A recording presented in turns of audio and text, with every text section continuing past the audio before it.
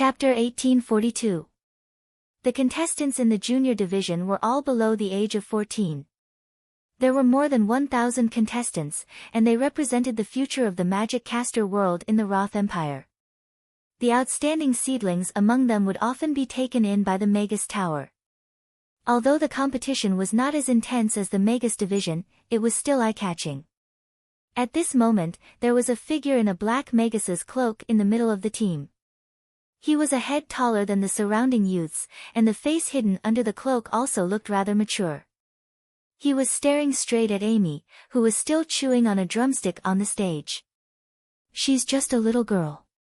She probably doesn't even know how to cast a fireball spell. Is there a need to be so concerned? Cassidy sneered. As the most talented magic caster in the Fuller family, an old magic caster family in the Roth Empire, he had displayed extremely high magic talent since he was young. He became a first-tier magic caster at the age of 5, and a fourth-tier mid-tier magic caster at the age of 10. He was only 19 this year, and had just broken through 7th tier half a month ago to become a real advanced-tier magic caster. With such talent, he would be seen as a genius even in the Magus Tower. His dream was to become Master Crassus' disciple. He even thought that Master Crassus had never accepted a disciple in his life because he had never met him. However, before he could amaze everyone at the Magic Caster tournament, there was news that Crassus had accepted a half-elf disciple in Chaos City, and that made him very frustrated. Hence, when Brent found him and asked him to participate in the junior division's competition while concealing his age to snipe Crassus' disciple, he agreed without hesitation. He wanted to prove himself in front of Crassus and let him know that he had misjudged and missed out on a genius. Today is the day that I, Cassidy, am destined to go down in history. Cassidy slowly clenched his fists. Bam! With a loud explosion, the ball at the side of the stage exploded, and thousands of flying balls swarmed out, flying towards the participating magic casters. The magic casters who were in the last half of the queue all reached out to catch the flying balls in front of them. As soon as their hands touched the flying balls, the bubbles dissipated and turned into specks of light, landing on their number plates. The number of their opponents for the first round appeared on their number plates, as well as the battlefield's serial number. At the same time, information about the duel also appeared on the number plate of the selected mage. It was said that the game was created by Crassus years ago. It could efficiently arrange the duels, simplify the complicated process of drawing lots, and require the mages to have consecutive duels to test the mage's endurance and foundation. The drawing of lots has ended. All magicians, head to the designated location according to the information on the number plates. The duel will begin immediately. The host's voice resounded through the square again, and all the magicians immediately moved to the designated location. The square in front of the Mage Tower was extremely large and was divided into thousands of battle zones.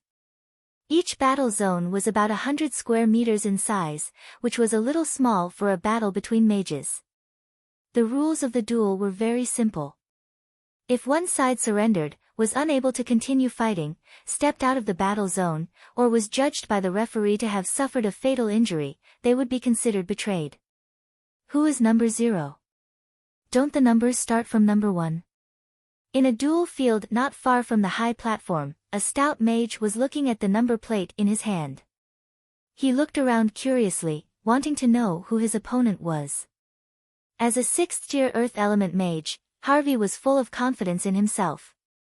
In the last mage tournament, he had stopped at the top 100. This time, his goal was to reach the top 64 and try to join the Mage Tower on his 30th birthday. It was a gift to himself. The mages entered the field one after another, but everyone's eyes followed the camera and looked at the little girl beside Crassus on the high platform. It was said that Master Crassus' disciple would also participate in this mage tournament, but she was still so young. Even the mages who participated in the junior group were generally above 10 years old. It was rare to see 8 or 9 years old, let alone 3 or 4 years old. "Little Amy, it's time for you to go to the competition," Crassus said to Amy with a smile when he saw that all the mages had almost found the duel field. "Are we going to fight?" Amy raised her head and looked at the half-eaten drumstick in her hand. She thought for a moment and put it on the small plate in front of her. Then, she looked at Crassus with a serious face and said, "Master, my drumstick is still warm. Don't eat it. I'll be back in a while. I still want to eat." "Okay." Crassus nodded, not knowing whether to laugh or cry. It seemed that the drumstick was more important to Amy than the competition. "Who?" Amy was relieved. She took the towel beside her and asked while wiping her hands. "There, the little fatty in yellow over there. Go up and knock him down. Then you can come back and eat the drumstick." Crassus pointed in a direction. "Okay." Amy nodded. She picked up her magic staff and jumped down from the chair. She flung her little cloak and walked in the direction that Crassus pointed to. Then, everyone saw the number plate swinging around Amy's waist. It wasn't the white number for the junior group, but the black number for the mage group. Number 0. It's the first time in history. Holy shit. She's going to participate in the mage group competition. A 3-year-old mage contestant. She must be the youngest contestant in history, right? The crowd was in an uproar. Everyone couldn't hide their shock. King Andre turned to Crassus with a smile, and said, "I didn't expect you to let this child participate in the mage group competition." Crassus also smiled, and said, "She was the one who insisted on choosing the mage group. She said that it was too boring to fight a kid with one punch." Everyone around them had strange expressions on their faces when they heard that. Even in the junior group, Amy was the youngest kid. How could she complain that the other kids weren't strong enough? Her personality was quite similar to Master Crassus. How is this possible? He's letting her participate in the mage group competition. Brent's expression also changed. This was completely different from what he had expected. Although Richard was a little surprised, he didn't show it on his face. Instead, he smiled, and said, "If that's the case, then there's no need for us to do anything. There are plenty of 7th-tier magic casters in the mage group. There are even a few who are at the pinnacle of the 7th tier." Indeed. Brent came back to his senses. He glanced at Cassidon, who was facing off against a kid who was about 10 years old, and his mouth twitched. It's just a pity for Cassidon. With his ability, he should have been able to enter the top 32 in the mage group. Cassidon was also in a daze. In order to face Crassus' disciple, he had taken the risk of being called a bully and forcefully demoted to the junior group to participate in the competition. In the end, she went to the mage group. What the fuck, how was he going to play? No pop-up window. Chapter 1843. So, my first opponent is the disciple of Master Crassus? A 3-year-old child? Harvey looked at the little girl who had jumped off the stage and was approaching him.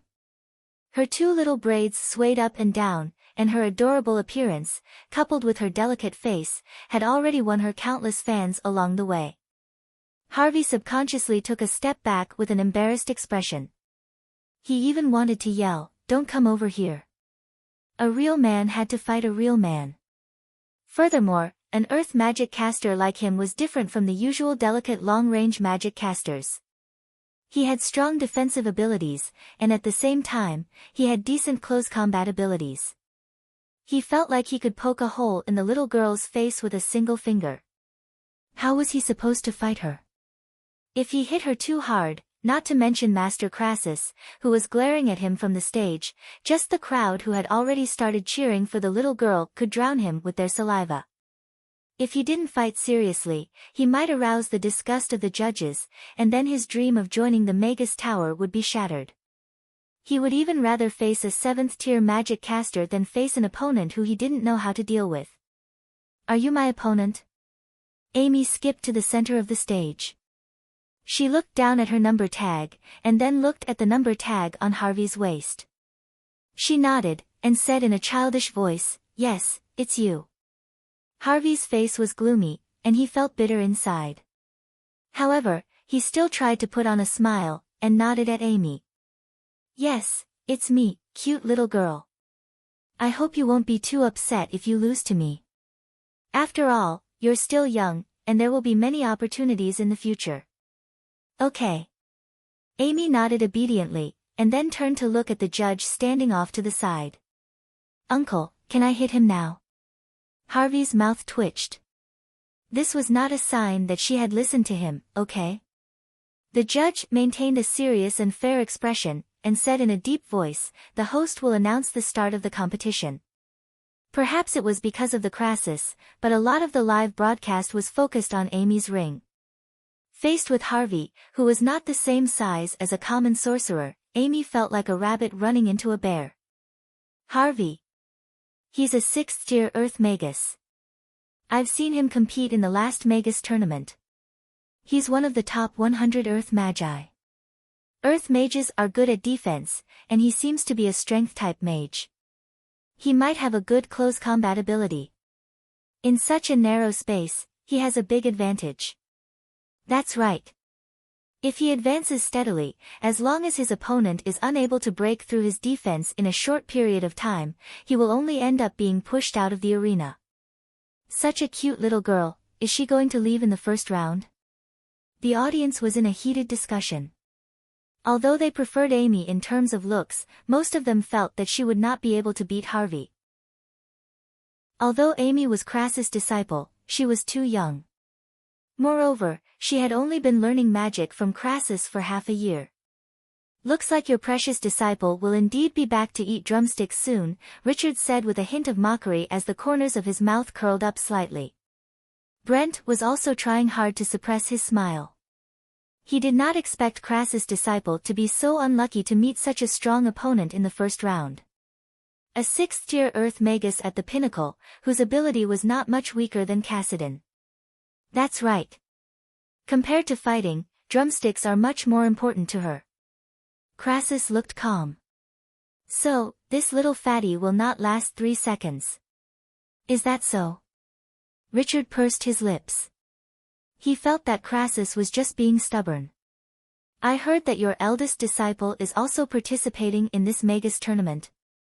Crassus looked at Richard with a smile. Could it be that he wants to be my disciple? The corner of Richard's mouth twitched. He suppressed his anger, and tried to be calm. Jasper just wants to gain battle experience and find an opportunity to break through. If he is beaten up by my disciple, he might find it, Crassus said with a smile. Then you'd better pray that your obedient disciple can survive this first round, Richard said with a cold smile. The surrounding magic casters did not dare to make a sound. However, they were looking forward to seeing what would happen if Crassus and Richard's disciple met in the arena.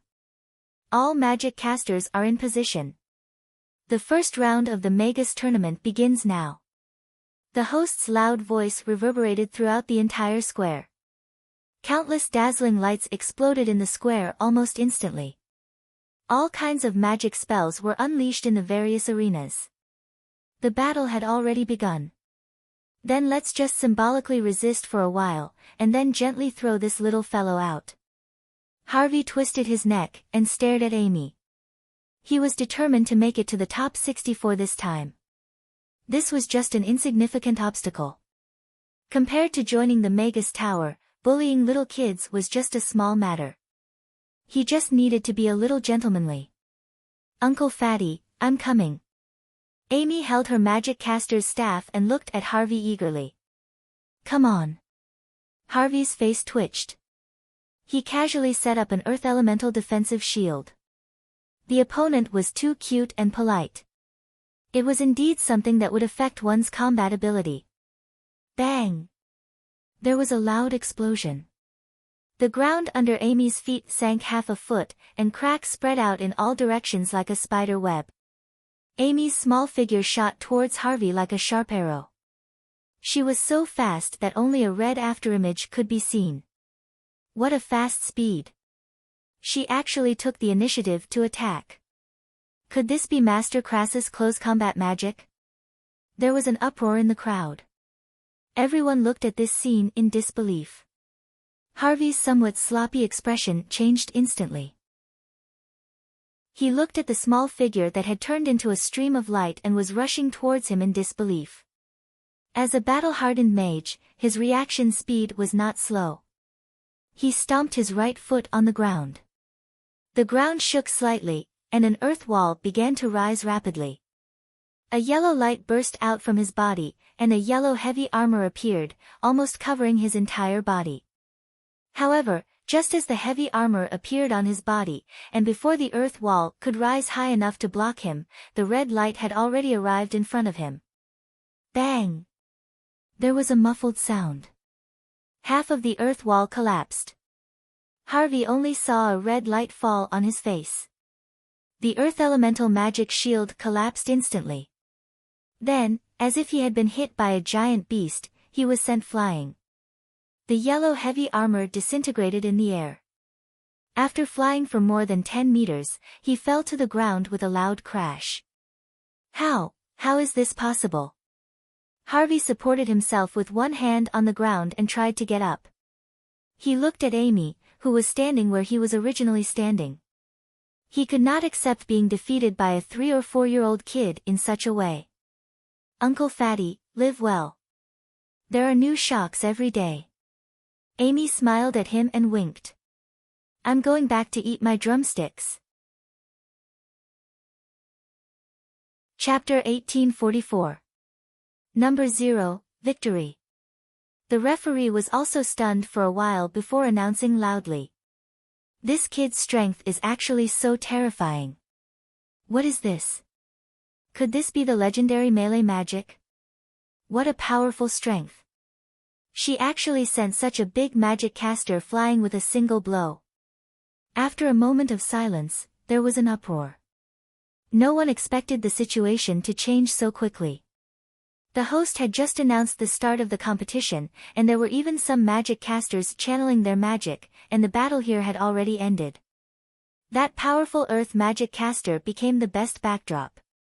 The ground was full of gravel and yellow soil, as well as the smoke that had yet to disperse, making this feeling of shock even more intense. This little girl is actually so powerful. Andre's face also showed some surprise. He was also stunned by Amy's performance. He turned to look at Crassus, and said, Crassus, your good disciple has really inherited your melee magic perfectly. You flatter me, your majesty. Crassus smiled, and could not hide the smugness on his face. Richard's face was a little dark. He never expected Crassus' disciple to be able to finish off that earth magic caster with a single blow. A little fellow who had only learned magic for half a year already had such powerful strength. This talent was more than just monstrous. Brent was also in a daze at this time. For a moment, he could not accept the fact that the earth magic caster was so easily sent flying out of the battle area with a single blow. Harvey wanted to cry but had no tears to shed as he looked at the little figure who was swinging her 2 pigtails and gradually disappearing into the distance. Hearing the discussions around him, he blacked out and fainted. Carry him away. The referee waved his hand, and 2 people immediately came to carry Harvey away. How can she be so strong? On the other side, Cassidon, who had sent a little kid out of the arena with a tornado, looked at the little figure who was jumping on the screen with a gloomy expression. Wow, look at that big guy in the junior team. He's also very strong. But why does this little kid look so young? Yeah, a 7th tier magic caster at this age is definitely a genius among geniuses. Why haven't I heard of him before? It feels like he's bullying a little kid. Cassidon, who had easily defeated his opponent, was also noticed by many. Hearing the discussions, Cassidon blushed and lowered his head guiltily. After the referee announced the result, he quickly left. He wished he could find a hole to crawl into. He shouldn't have lowered his age to join the junior division. If he won, he would be accused of bullying kids. If he lost, he would be bullied by kids. Amy skipped back to the stage and picked up the wet handkerchief on the table to wipe her hands. Then, she picked up her chicken drumstick and took a bite. A satisfied smile immediately appeared on her face. Sure enough, it's still warm. Andre looked at Amy and said with a hearty smile, give her another 10 drumsticks. Really? Amy's eyes lit up, and she thanked him. Thank you. Little Amy, well done. Crassus was also smiling as he looked at Amy. His precious disciple had given him a lot of face today. She had also given those who doubted melee magic a resounding slap in the face. Once upon a time, many people were pessimistic about melee magic. They thought that he was the only one in the world who could exert the combat power of melee magic, and he could only do so with the help of powerful magic. However, Amy was different. She was just a mage who had only been cultivating for half a year. She did not have a huge amount of magic power to support her, nor did she have a top-notch strength enhancement. Her previous attack had shown her precise control of magic and amazing combat skills. It seemed like an ordinary attack, but her grasp of timing and choice of angle were extremely ingenious. This actually surprised Crassus a little. His combat style was bold and open. To put it bluntly, it was to break through all spells with brute force. There was not much technique to speak of. He relied on the instantaneous explosion of magic in melee combat to make his opponent unable to resist. On the other hand, Amy was like a swordsman with exquisite swordsmanship. She could catch the opponent's weakness in battle and then deliver a fatal blow. This was something he could not teach Amy. Could it be, this is talent? Crassus beamed. He felt more and more that his disciple was a treasure. His luck was really too good. Little Amy. Vanessa looked at Amy with a smile. Here, take one. Amy, who had just received 10 drumsticks, generously picked up a drumstick and handed it to Vanessa. Her clean and clear gaze made Vanessa feel a little embarrassed. However, when her gaze fell on the oily drumstick, which was emitting hot steam and an enticing aroma, her throat involuntarily moved. Eat it. You loved drumsticks the most when you were little. Andre looked at Vanessa with a doting smile. Then I won't stand on ceremony. Vanessa's eyes lit up. She took the drumstick from Amy and took a small bite. Her eyes immediately curved into crescents. Not all battles between magic casters could be resolved as neatly as Amy. This was especially true for those who didn't have strong attack power but only knew how to defend. Battles between rookies would become especially difficult. Unless one side ran out of magic power, the battle would be very difficult to end. The start of the second round depended on how long it took for the last person in the first round to finish their battle. Those who could finish their battle quickly would have more time to rest. Those who barely made it to the next round after exhausting all their energy would have no time to rest before they had to battle the next magic caster. Survival of the fittest. This was the cruel reality of the Magic Caster Tournament. The Magic Caster Tournament was not only for the Empire to select and nurture talents, but also for the Magus Tower to earn 3 years' worth of operating funds. Tickets were required to enter the tournament. It was said that a VIP seat that allowed one to directly watch the battles cost tens of thousands of copper coins. And the seats before tomorrow's finals could be sold for hundreds of thousands of copper coins each.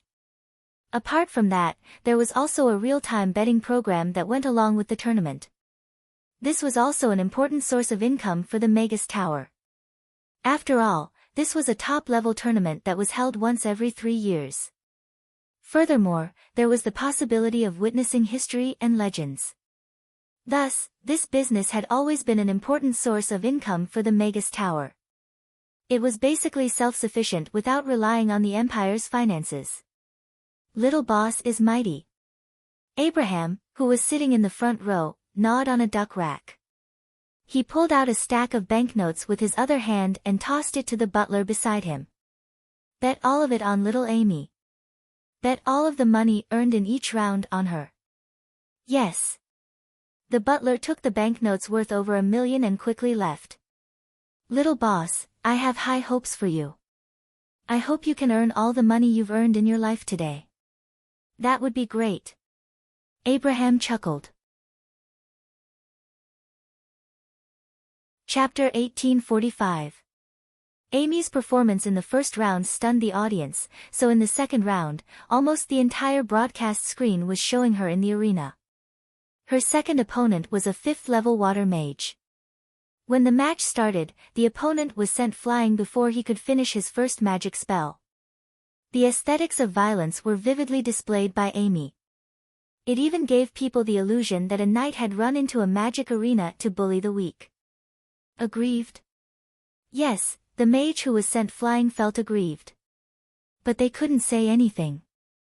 Rather than being defeated by a 3.5-year-old knight, it was more acceptable to be defeated by a 3.5-year-old mage. Crassus hadn't fought in front of people for many years, and the school of melee magic had gradually declined. It was even regarded as a short-lived product in the magic world. But now, everyone once again felt the fear of being dominated by melee magic. Papa, I want to learn this too. Papa wants to learn it too, but it's not something you can learn just because you want to. I think I can't make a fireball. Maybe I can try making magic. After all, I'm pretty good at wielding a wooden club. I like this little girl so much. She's so cool. The audience was completely won over by Amy and showed great interest in melee magic. On the other side, Cassidon used a wind blade to force his opponent out of the battle zone and won easily again. Wow, look at that person bullying children again. Shameless. Someone shouted. Cassidon's face suddenly darkened. I'm fucking having a mental breakdown. In the following matches, Amy didn't meet any particularly strong opponents, and she also showed everyone the aesthetics of violence as a mage. Who said that mages couldn't ignite in a fight? Amy's appearance broke this setting. The scene of her club hitting the flesh and sending the opponent flying back more than 10 meters was not as grand as the scenes of magic clashing in other arenas, but the record of finishing each match in the shortest time was unbroken. Everyone knew what such an efficient fighting style meant. If it was a battle of life and death, her opponent would have died before he could cast any magic. Before she knew it, Amy had won 7 matches in a row. And this round of the elimination round had entered the round of 64 to advance to the top 32. This match was the last match of the day, and it was also the deciding match for the final round. Apart from a few lucky ones, those who were still on the field were basically mages at the pinnacle of level 6 to level 7. The magicians couldn't hide their exhaustion. After 7 consecutive battles, their opponents were getting stronger and stronger. Almost everyone had used all their strength to stand here, and their magic power consumption was enormous. However, everyone's eyes were brimming with fighting spirit. This was the last match of the day. As long as they could win this match, they would be able to enter the top 32 and obtain a ticket to the Magus Tower. This was a great temptation for rogue cultivators and magicians who came from magic families. Even if he couldn't make it into the top 32, as long as he displayed his potential and strength in battle, there was a chance that the Magus Tower would take a liking to him. Everyone would do their best in this battle. The petite and cute Amy stood in the crowd, looking weak and pitiful. However, after watching her smash 7 sorcerers out of the arena, no one thought of her as a weak and pitiful baby anymore. When you looked down on her, she was the kind of Amy who could teach you a lesson. Your Excellency, your 1 million has become 20 million. Do you want to continue betting? The butler carried a box over to Abraham's side with an excited expression. Yes, of course. But there's no need to follow the matches one by one. Just bet everything on Amy to become the champion. Abraham waved his hand. Champion? The butler was taken aback.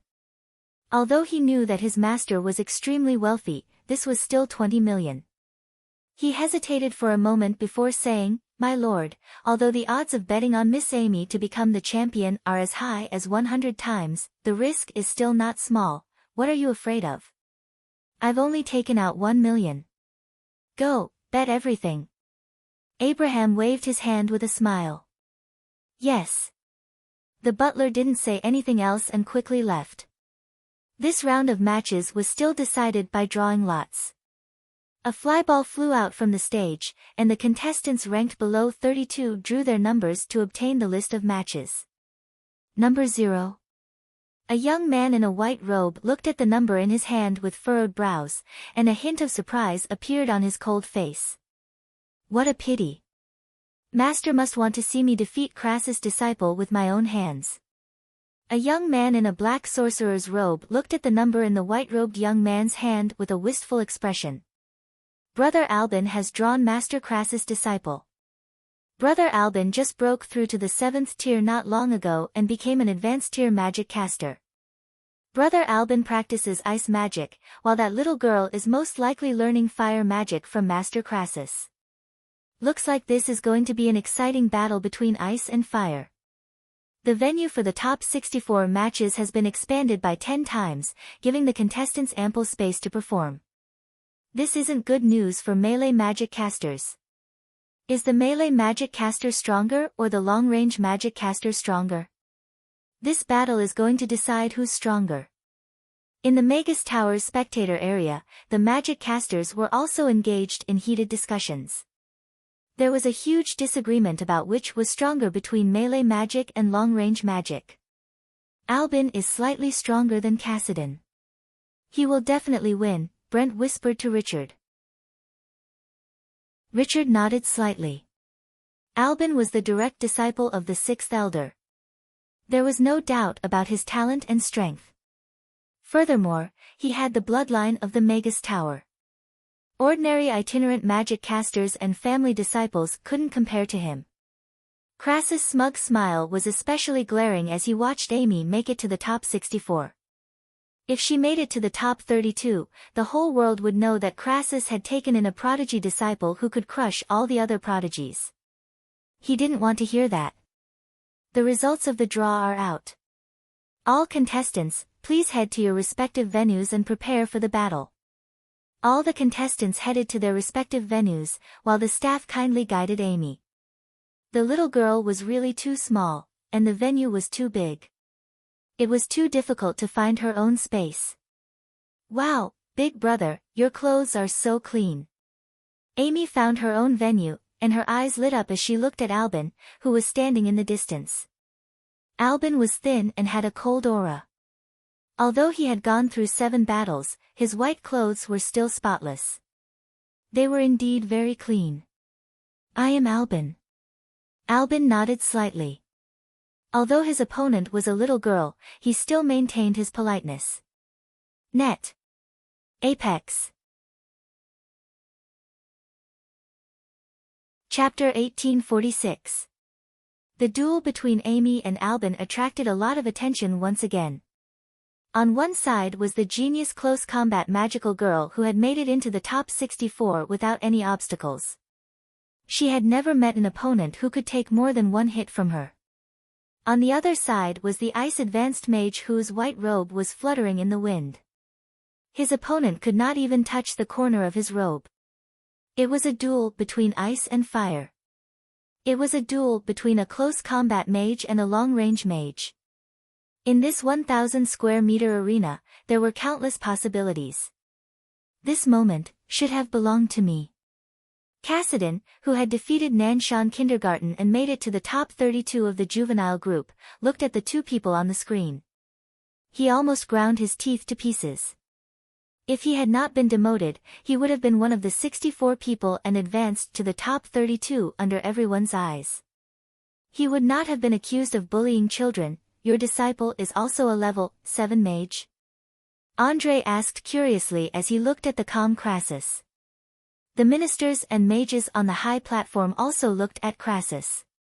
Previously, Crassus' disciple had defeated her opponents in almost every round. For a moment, people could not tell how powerful she was.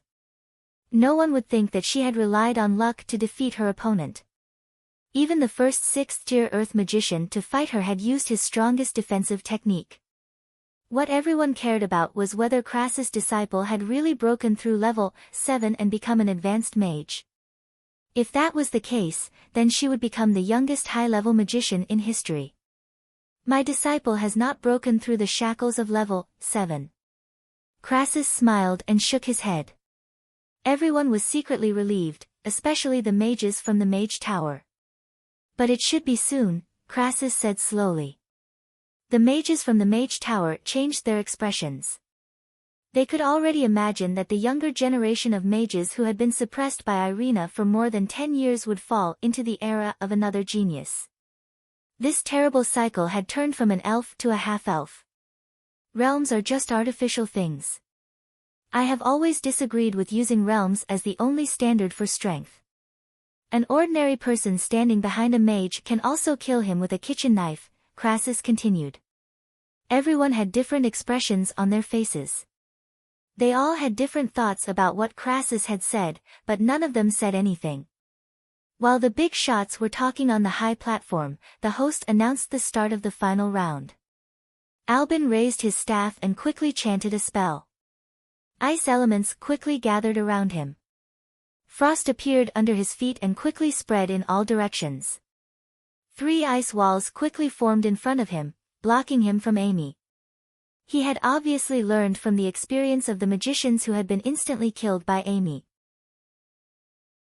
He immediately set up a defensive line to stop Amy from approaching so that he could have enough time to cast a higher-level spell. An instantaneous ice wall. As expected of a high-grade magician nurtured by the Magus Tower. That little girl won't be able to get close quickly now. Once she breaks through the 3 ice walls, she'll definitely be greeted with a high-ranked spell. Is this the end of the legend? The atmosphere in the studio suddenly became tense. Many of the audience members who had already become Amy's fans started to worry. What a textbook response. As expected of Senior Albin. A melee magician who can't get close is no different from a spearman who only knows how to wield a spear. Yeah, when Master Crassus fought against giant dragons, he often used fireballs to intimidate them.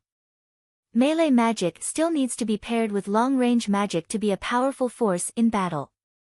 The discussion in the Magus Tower was more in-depth, but in general, they were not optimistic about Amy's chances of winning. Ice? Amy looked at the 3 ice walls that had suddenly appeared and Albin, who was condensing a high-ranked ice spell, and her eyes lit up. I can do that too. Albin and the audience were slightly taken aback. Then, their eyes widened as they stared at the ice spear that was slowly condensing in Amy's hand. It was a 2-meter-long ice spear. The tip of the spear shone brightly under the sunlight. An icy aura surrounded the ice spear, and the active ice elements were almost visible to the naked eye. Such a slender ice spear was held in Amy's hand, but it didn't feel out of place at all. Instead, it felt very compatible. Wind-fire wheels. Amy suddenly yelled. 2 spinning fireballs appeared beneath her feet, lifting her 1 meter off the ground. The magician's cape flapped loudly, and the wind-fire wheels beneath his feet spun rapidly. The ice spear in his hand was extremely sharp. At this moment, Amy looked very valiant. Rocket spear. Shatter. Amy yelled in her baby voice as she hurled the ice spear through the air like a javelin. The ice spear flew through the air as a streak of light. In the instant that it left her hand, there was a flash of fire at its tail, and the ice spear's speed was suddenly raised to the extreme. Icy aura surrounded the ice spear like 2 ice dragons, protecting it as it hurtled toward Albin, who was hiding behind the 3 ice walls. This was a battle of ice against ice. The ice spear was extremely fast, spanning a distance of several dozen meters, engulfing the icy aura between heaven and earth along the way, and becoming more and more powerful. On the other side, there were 3 walls of ice that were around half a meter thick in front of Albin, and he was still rapidly chanting a spell mantra. Boundless frost energy converged toward the tip of his wand, and he only needed a little more time to complete this high-tier spell. However, he was still too late. The 3 thick ice walls were like bubbles in front of that ice wall, and they shattered upon contact. Amidst the flying ice shards, a sharp light pierced directly toward Albin's glabella. Albin's expression changed drastically. A bone-piercing chill enshrouded his entire body. He knew that there was no way for him to evade. All of the spectators' mouths gaped open, and some of them even closed their eyes in fear. Right at this moment, an ice shield suddenly appeared in front of Albin. Ding! The ice spear crashed into the ice shield with a crisp clang, and the ice shield was only broken into several pieces after a hole was punched into it. Albin was also taken aback by the sight of the ice shield in front of him.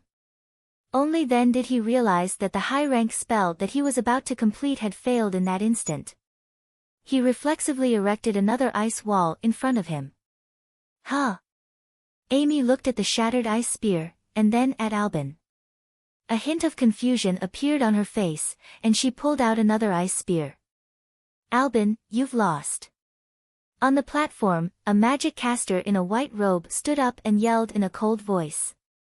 Albin turned toward the platform upon hearing this, and only then did he realize where the ice shield had come from.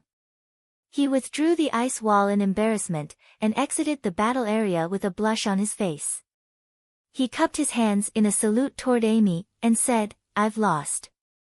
"You're too kind." Amy also cupped her hands in a salute toward Albin. She was still a little confused as to how she had won. Chapter 1847. The venue was silent. The audience had yet to recover from the shocking scene. Number 0 wins. The referee reacted quickly. After confirming that Albin had left the battle area, he immediately announced the result of the match. So, she defeated a 7th tier ice magic caster with ice magic? Is that hardcore spear soldier? That's ridiculous. Was that a close-range spell or a long-range spell? This is the first time I've seen a manually triggered long-range spell. Wasn't it the 6th Elder who stopped the battle? If it wasn't for that ice shield, the consequences would be unimaginable. If I remember correctly, she's not only Master Crassus' disciple, but she's also the disciple of Master Julian, the Lord of Ice, Hiss. A dual-element ice and fire magic caster. A combination of long-range and close-range spells. The Magus Tower's spectator stands were in an uproar. All the magic casters looked at Amy in disbelief. The way this battle ended had once again subverted their understanding and imagination of magic. Isn't that too fierce? A 3-year-old high-level magic caster. I think the world has gone crazy. She looks so cute when she's cupping her hands. Ah, I'm dead. The spectator stands were also in an uproar. However, compared to the Magus Tower's magic casters who had their worldview refreshed, their emotions were more direct. High-level magic casters had a very high status in the hearts of ordinary people. They were the most powerful magic casters. However, Amy had just defeated a high-level ice magic caster with an ice spear and forced the Elder on the spectator stands to intervene. It was truly shocking that such a small body could erupt with such terrifying power. The spectators on the spectator stands were also shocked. Amy's spear was not only confusing to the Magus Tower's students, but also to the Magus Tower's bigwigs in the spectator stands. The 6th Elder bowed in the direction of Crassus and said, "Master, the situation was unexpected. I recklessly interfered with the duel. Please don't blame me. It's fine." Crassus waved his hand nonchalantly with a smile. This year's Magic Caster tournament was indeed very interesting. "Master, may I ask if that little girl used a close-range or long-range magic spell?" Brent couldn't help but ask. Even a 7th tier magic caster had been reduced to a mere stepping stone for her, he was simply unable to remain calm. Andre also looked at Crassus curiously. This disciple of Crassus had indeed given him quite a pleasant surprise today. "I didn't teach Amy this. She invented it herself. She's the only one in the world who can combine ice and fire." Crassus shook his head and looked at Amy lovingly. "No one else can do the same thing." Everyone subconsciously swallowed their saliva. What kind of monstrous genius was this? At such a young age, he was already a magician who cultivated both ice and fire. Moreover, he was able to use 2 completely incompatible magics to create a new one, and use it to defeat an enemy who was above his level. "Can I go now?"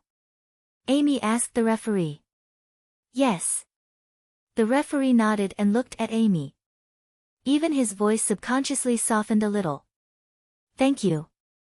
A smile bloomed on Amy's face. She skipped through the areas where intense battles were still taking place and returned to the platform. The camera followed her all the way back to the platform before reluctantly switching to another area where intense battles were taking place. I feel that the young man who switched to the camera has also become Amy's fan, someone said softly. How is this possible? Cassidon's eyes widened as he looked in the direction of the platform in disbelief. He couldn't believe the shot that Amy had thrown out just now. Even he didn't dare to say that he could defeat the personal disciple of a 7th-tier Magus Tower Elder. A 3 or 4-year-old little girl was killing everyone in the Magus group, while he was bullying little kids in the junior group. This contrast was too stark. It made him feel as if his face was being rubbed against the ground. His face hurt. The last round of battles was especially difficult. After 7 rounds of fierce battles, the magic power and physical strength of all the magic casters had reached their limits. Most of them were fighting with their willpower. However, there were also a few rather exciting battles. It was rare to see magic exchanges between 7th-tier magic casters. Ding! A crisp sound reverberated throughout the square. The curtains fell on the last battle. The list of the top 32 was also released. Number 0, Amy, was ranked first. This young contestant, who wasn't thought highly of at the beginning, became the most popular contestant on the first day of the Magus tournament with a series of instant victories. The other contestant with such an achievement was the personal disciple of the Magus Tower's president, Jasper. This Magus was at the peak of 7th tier, and he had also killed everyone in this year's tournament. However, he had become the favorite to win the tournament before the start of the Magus tournament, so his performance was still within the acceptable range of everyone, so the attention he received was normal. Amy returned to the platform, wiped her hands with a hot towel, and then continued to gnaw on a drumstick. You did well, Amy. Crassus looked at Amy with a smile. You did well too. Amy took a bite of her drumstick. You didn't steal my drumstick and eat it. Master will take you to eat something delicious later. Crassus couldn't help but smile as he agreed. Really? Amy's eyes lit up. Of course. Master, you're the best. I will also try my best to defeat them tomorrow. Amy said happily. The surrounding magicians' mouths twitched. This little girl was so easy to coax. Can you bring me along? Vanessa asked meekly. Ahem. Andre coughed softly. Vanessa stuck out her tongue and retracted her neck. After returning to Rhoda this time, her father didn't allow her to leave the palace alone. She missed the delicious food outside the palace very much. This year's Magus tournament seems to be very interesting. I will come again tomorrow. Andre stood up and prepared to return to the palace. Only then did the magicians and ministers stand up to compliment Crassus. Everyone could tell that this disciple of Crassus would definitely become a master of the generation, and his achievements might even surpass that of Crassus. I wonder if this little fellow is used to Rhodu, and how many rounds he can advance to. Meg, who had just finished the lunch service, brewed a cup of tea and sat by the window. He was holding a book in his hand, but his thoughts were a little wandering. Andre sent me a letter, and asked me to pass it to you. Irina appeared in the restaurant with a letter in her hand, and handed it to Meg. It's actually in your hands. Meg received the letter with surprise. No one can find you, but they can find me. Andre probably doesn't want a third party to know that he took the initiative to contact you, so he could only ask me to pass it to you. Irina sat down opposite him, and poured herself a cup of tea. Chapter 1848. Meg wiped off the military seal on the envelope. He wasn't touched by such nostalgia at all. The letter wasn't long, and was handwritten by Andre himself. The content was also very simple. Firstly, he thanked him for saving the world and congratulated him on his improvement. After that, he asked to meet him in hopes that they could bury the hatchet and make an important decision for the future of humans and the Roth Empire. What did he say? Irina asked with a smile. Nonsense. Meg passed the letter to Irina directly. Only the Edward family can say such shameless things. Irina pursed her lips and looked at Meg. Do you want to go? I didn't want to go at first, but I think I can consider it now. Meg thought for a while and nodded. We need world peace, while Andrei wants to rule this world. The two are at odds with each other, but if we can't sit down and talk, I'm afraid we won't be able to reach a consensus during the peace talks in a few days. What do you want to talk to him about? Let him embrace peace. I'm afraid he's not that kind of person. No, I just want to let him know that I'm really strong now. If he sends most of his powerhouses out to start a war, I can kill him. If he keeps his powerhouses by his side to protect the royal family, then the Roth Empire will have no chance of winning. Meg smiled. Then, why don't we go together? I like to see you boast. Irina's eyes lit up. I'm very strong too, and we'll be even stronger together. That's a good suggestion. Meg nodded. If they boasted together, it would naturally be twice as effective. How was your talk with Helena yesterday? It failed. She's still stubborn and refuses to change the current system. Abolishing the family system is my bottom line. Since she's not willing to change, then there's nothing to talk about. Irina shook her head and smiled. However, after you attracted the lightning to blow up the octopus monster, the other races sent the imprisoned elves to Chaos City. Most of them took the initiative to join the Night Elves. As of today, there are close to 10,000 of them. Are you going to arm them and completely liberate the Wind Forest? No. After living in Chaos City for a while, I changed my mind. A smile appeared on Irina's face as she said, most of the elves who came to Chaos City with me were slaves and servants in the past. Their powers and aptitude are limited, and even if they were to train diligently, it would be very difficult for them to become powerful combatants. Since I wanted to give them a life of equality, love, and freedom, they could also get that in Chaos City. It was just that they would have to earn money through their own labor to buy the things they needed. The existence of the Night Elves is like a crack in the Wind Forest. The foundation at the bottom of the hierarchy that has been solidifying for hundreds of years has been dug out. It only takes some time for a qualitative change to appear. Meg seriously thought about Irina's words for a while and looked at Irina with appreciation. Very good. There were not many people who could live a clear life and know what they wanted and what others wanted.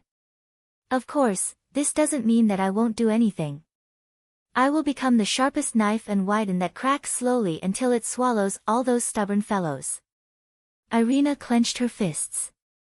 Meg's smile became even brighter. She was indeed the woman he fell in love with. I heard that a woman came to have tea with you this morning. Irina placed the letter in her hand on the table and looked at Meg with a smile.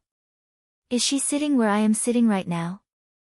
Meg's smile gradually froze. Although Irina's smile was still moving, it seemed to be hiding a sharp knife. Ah, you're talking about Teacher Luna, right? She's Amy's teacher. She came this morning to talk to me about the foundation. Meg's smile quickly returned to normal. She set up a bursary foundation previously to help those school-age children in Chaos City who don't have money to go to school so that they can go to school and eat their fill. There was a period of time when Amy and I didn't have a good life, and she helped us a lot. So, after the restaurant was opened, I invested a sum of money in her foundation. Amy mentioned this teacher to me before. Irina nodded thoughtfully, and said, then I'll pay her a visit when I have time, and thank her for taking care of Amy. Meg secretly sized up Irina. He couldn't tell if she really wanted to thank Teacher Luna, or if she just wanted to declare her ownership. However, he still said, up to you. Oh, yes. I saw the Buffett family's hill today, Irina suddenly said. What's up with her again? Meg's heart skipped a beat, and then he realized that he seemed to be a little oversensitive. His relationship with the hill was purely a cooperative one, but as long as a woman's name came out of Irina's mouth, he would feel a little nervous. She came to talk to me about a collaboration. She wants to recruit a batch of technical staff from the Night Elves to operate the steam engine. Irina proudly said, "You know that elves have always been very good at learning. Moreover, Ashley has been rotating the staff to operate the steam engine. Now, she already has hundreds of staff who are familiar with the steam engine." Realization dawned on Meg, and he smilingly said, "These are high-tech staff. Her salary should be pretty good, right?" Her annual salary is 500,000 copper coins, and she will give the Night Elves a one-time transfer fee of 500,000 copper coins for every employee she recruits. Irina nodded. "Why don't we open a training school?" "I was thinking the same thing. It was actually not very difficult to operate the steam engine. However, the hill should be in urgent need of a batch of skilled workers and high-quality elves, so she offered a high price. Irina had already agreed to work with her. The first batch of 10 elven operators had already signed the contract, and were ready to head to the base on the hill. The annual salary of 500,000 copper coins was much higher than the textile factory. This was the highest salary that the Night Elves could get in Chaos City. Irina did not hinder the development of the elves. Instead, she encouraged them to slowly integrate into Chaos City and become a real Chaos City resident. "What ranking do you think Amy will get in the Magic Caster tournament this time?" Irina asked Meg with a smile. "I remember you were the champion of the Magic Caster tournament when you were 16. Meg thought for a while. "Amy is only 4 years old. Isn't it a little too much for her to get into the top 32? She's our daughter. Even if she gets the championship, it's not too much at all," Irina said matter-of-factly. No pop-up window.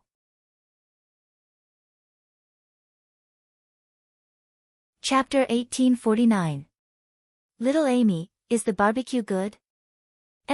It's delicious, but it's still not as good as my father's barbecue, Amy said with a nod as she chewed on a lamb chop. That's true. Mr. Mack's cooking is indeed unrivaled. Crassus smiled as he looked at Amy with a doting expression. "Master, are you happy about something?" Amy asked the smiling Crassus after finishing a lamb chop. The smile on her master's face hadn't faltered since the end of the competition. Little Amy won 8 matches in a row. "Of course I'm happy about that." Crassus nodded with a smile. He enjoyed the envious gazes of his old friends, especially Richard's dark expression. It was even more satisfying than winning 8 matches himself. "Then I'll win 8 more matches tomorrow to make you happy," Amy mumbled as she took a bite of the lamb chop. Crassus chuckled, "Sure, but there are only 5 matches left tomorrow. If little Amy can win all of them, then she'll be the champion." He actually didn't expect Amy to win the championship. For a 4-year-old child who had only studied magic for half a year, this was already an extremely heaven-defying achievement. It was enough to make her famous in the magic world. Amy hadn't broken through to the 7th tier yet, so she could rely on the explosive power of her melee magic and the ability to end battles quickly to save a lot of energy and magic power. However, after entering the top 32, almost all of her opponents would be at the 7th tier, and they would all be wary of Amy's melee magic, so the battles would become much more difficult. Some of them were even at the pinnacle of the 7th tier, and their magic power and battle experience far exceeded that of Amy's, so it would be very difficult for Amy to defeat them. "Alright, then I'll win 5 matches." Amy nodded nonchalantly before continuing to gnaw on her bone. Today's debate topic is, which is more powerful, melee magic or long-range magic? Now, both sides of the debate, please get ready. Side 1, please get ready. Today's research topic is, what is the best age to practice magic? Today's discussion, how to steal that cute magician. Today's Magic Caster tournament had attracted a lot of attention in the Magus Tower. Amy, who had won 8 matches in a row and defeated Albin to enter the top 32, had participated in the Magus tournament at the age of 4, and had won the title of the only disciple of Crassus and Julian. In the end, she defeated all her opponents and became the hot topic of many debate associations and research societies. It had always been this way to take advantage of the situation. Of course, there were also some strange things mixed in.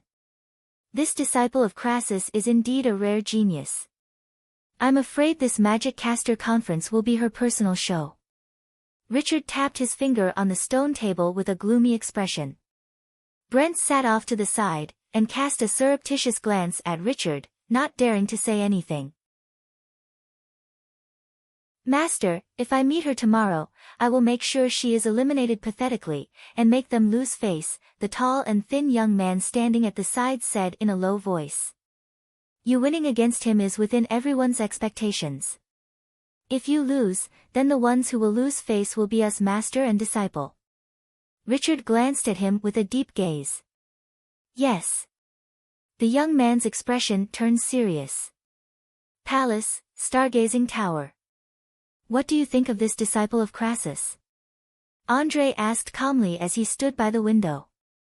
To be able to make Crassus and Julian put aside their old grudges and accept her as their disciple, this girl must be a rare genius. Watching her battle today, her melee skills are more exquisite and ingenious than Crassus, and she has an extraordinary talent in grasping the timing of a battle. Being able to combine ice and fire into a new fighting style. I have never heard of such talent and ability. In time, she will definitely become one of the top powerhouses on the Norland continent, an old official behind Andrei replied respectfully. Andrei's eyes lit up upon hearing that. After a while, he sighed, and said, It's a pity that Crassus and Richard don't get along well, and have already left the Magus Tower. Julian has also never interacted with me. It won't be easy to make their disciples submit to the Roth Empire and work for me. Your Majesty, do you still remember the chef from Chaos City that you rewarded during your birthday banquet? That official asked. I know him. Andrei nodded. After Vanessa came back, she couldn't stop talking about Chaos City. 2 of her sentences were about Mamis, and one of them was about that chef. Crassus' disciple is his daughter. If your Majesty can invite him to Rodu and reward him with a high position, then the Roth Empire will have another top powerhouse in the future, the old official said. But I had promised him the position of the deputy manager of the Imperial Kitchen that day, but he refused. With this person's character, I'm afraid it will be very difficult to invite him to Rodu. Andrei frowned. Your Majesty, the deputy manager of the Imperial Kitchen is just a deputy position with no real power. His official rank is not high, and there are many things to do in the palace. He might not like it very much. If you can reward him with a noble title and land, and make him a noble, I'm afraid he won't be able to reject it, the old official continued. That's a brilliant plan. Andrei's eyes lit up, and he turned to look at that old official. Draw up my decree. I want him to be a viscount, and ask him to come to Chaos City to receive his reward and go to his fief. After the dinner service ended, Meg wasn't in a hurry to let everyone leave. Instead, he arranged the various arrangements for tomorrow's food banquet. As a promotional event for the octopus tentacles, how to achieve the best drainage effect in a short day was the most important thing tomorrow. We won't set up seats tomorrow, so there's no need to serve the dishes and wash the plates. I only need 2 people to help me with the packing and the cashier. The rest of you will be in charge of selling the octopus tentacles. The small octopus tentacles are limited to 1 caddy, the large octopus tentacles are limited to 2 strands per person, and the large octopus tentacles are limited to 1 strand per person. Meg looked at everyone who was listening to him attentively with their little booklets in their hands, and said, Tomorrow, we won't rely on the octopus tentacles to make money. Instead, we'll let the customers have a taste of the fresh octopus tentacles and help the octopus tentacles shop attract customers. Although they didn't quite understand why Meg suddenly wanted to open a shop that sold octopus, everyone still nodded in agreement. The purpose of opening Mamis isn't actually to make money. Meg looked at everyone with a smile. Actually, I'm not interested in money. I just want more people to be able to taste delicious food and feel the beauty of the world. However, my power alone is ultimately limited, so I'll open up the recipe so that everyone can learn how to make octopus tentacles into delicious food. I'll let it appear on more tables and become a home-cooked dish that everyone can make and most people can afford to eat. This is the reason why I'm opening a seafood shop. The ladies looked at Meg with much brighter eyes. He seemed to be glowing with idealism. Hypocritical man, a line of words quickly floated past Meg's mind.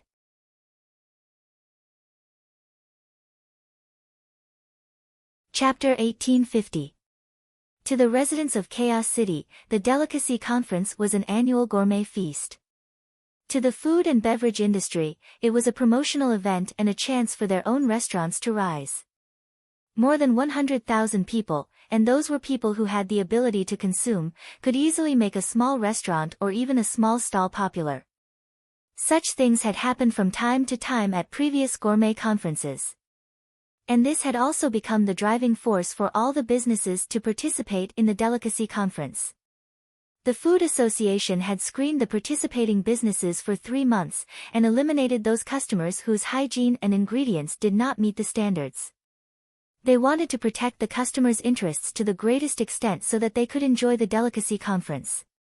The sky had just brightened, and the Aiden Square's Delicacy Conference was already very lively. The businesses were dragging all kinds of equipment and ingredients into the venue, cutting them and waiting. The bosses were loudly instructing their employees to arrange the things neatly, so that they could give the customers the best experience when the exhibition area opened. "Boss, whose booth is that?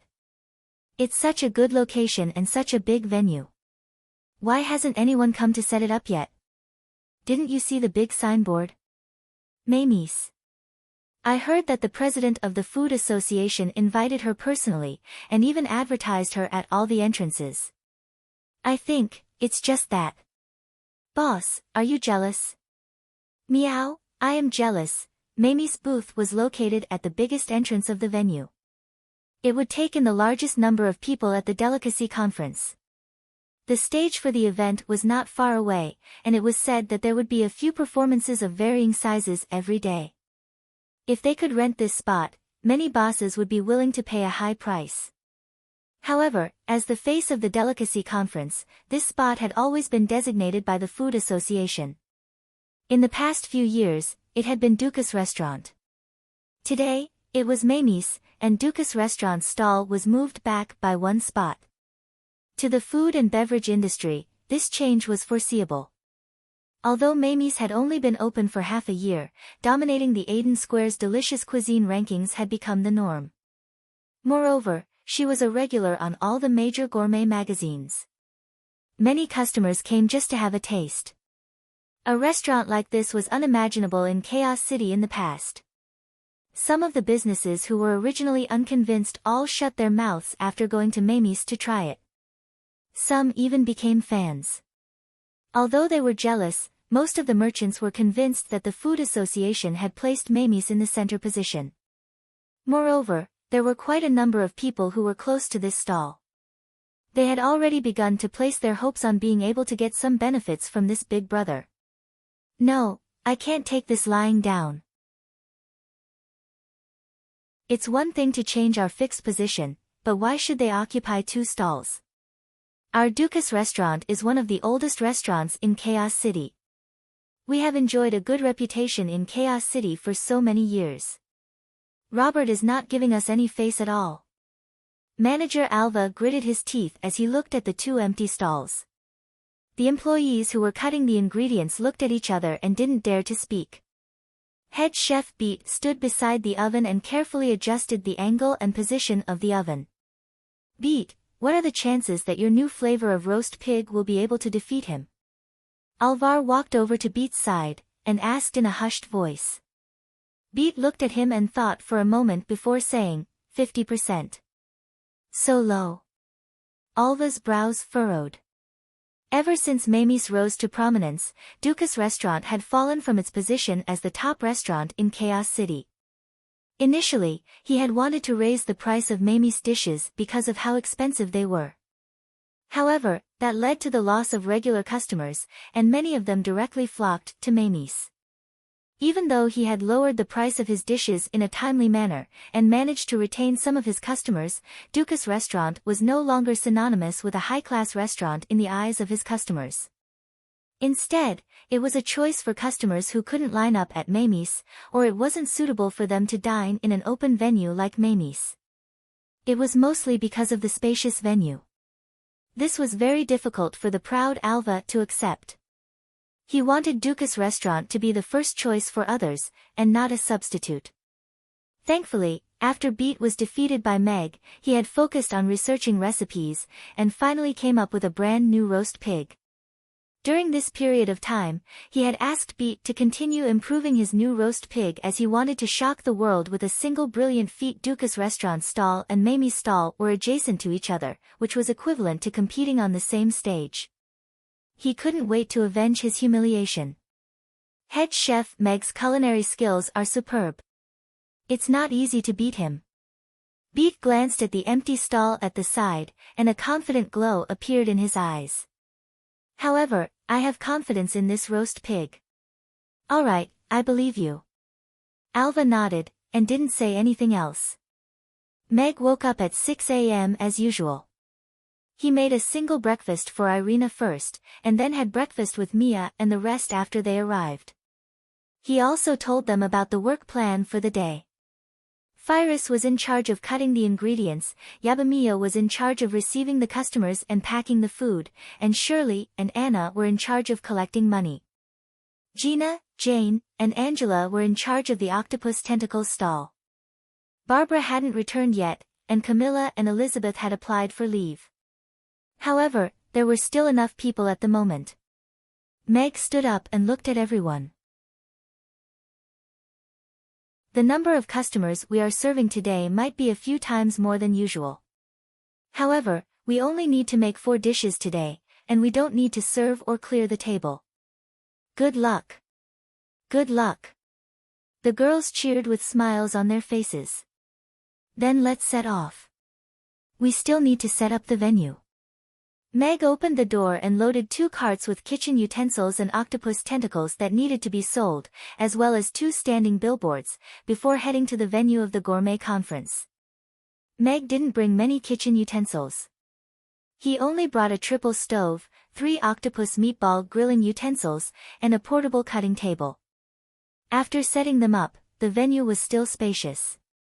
On the other side, Gina and the rest had already placed the octopus tentacles on the shelves. The L-shaped container facing the entrance was filled with octopus tentacles of different sizes. It looked very impactful. These octopus tentacles are huge. This octopus must be huge, right? Jane said softly as she lifted a huge octopus tentacle that was close to 50 kilograms and placed it on the table with some difficulty. Jane, didn't you come from the beach? Have you never seen a live octopus before? Yabamiya asked curiously as she helped Chinlai. I've only seen palm-sized ones. I've never seen one that big. Jane shook her head and looked at the octopus tentacle that was almost as thick as her waist. She stuck out her tongue. If I had seen one, I would definitely have been eaten by it.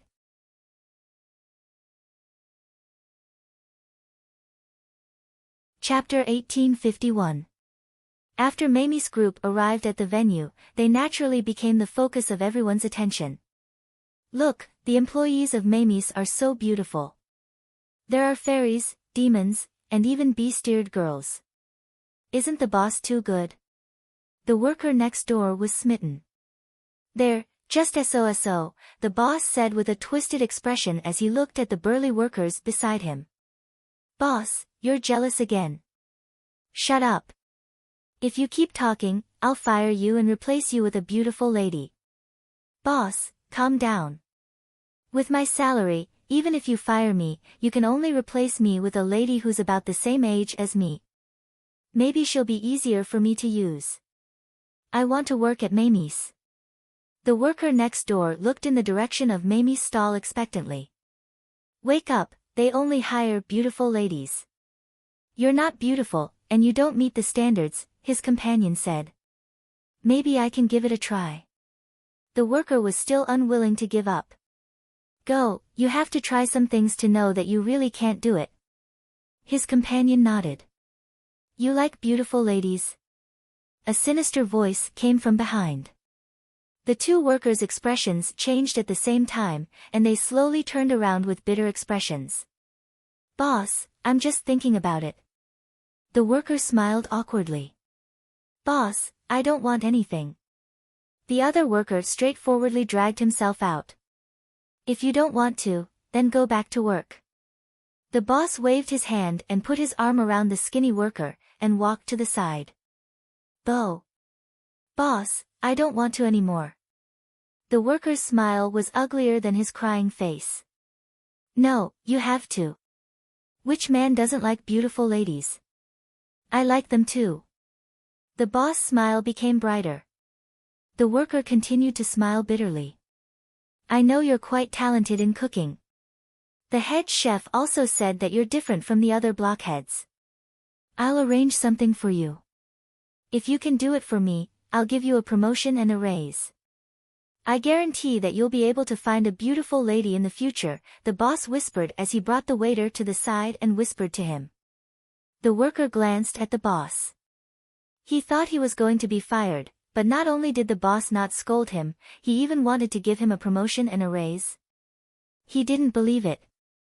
You really don't believe me. If you can do this thing well, half of the kitchen of our restaurant will be yours in the future. You will be on an equal footing with your master. The boss saw through his thoughts at a glance and said while patting him on the shoulder. Really? The worker's eyes immediately lit up. He had suffered a lot in the past few years learning how to cook from his master. Although he learned some things, he had always been wondering when he could succeed. He didn't expect the boss to throw out such a tempting offer. Boss, tell me, I'll do whatever you want me to do. You're smart, kid. The golden-toothed man nodded with satisfaction. He leaned closer, and said, I heard that the boss of Mamie Restaurant is going to announce the recipes for 4 dishes today, and he's going to teach you on the spot.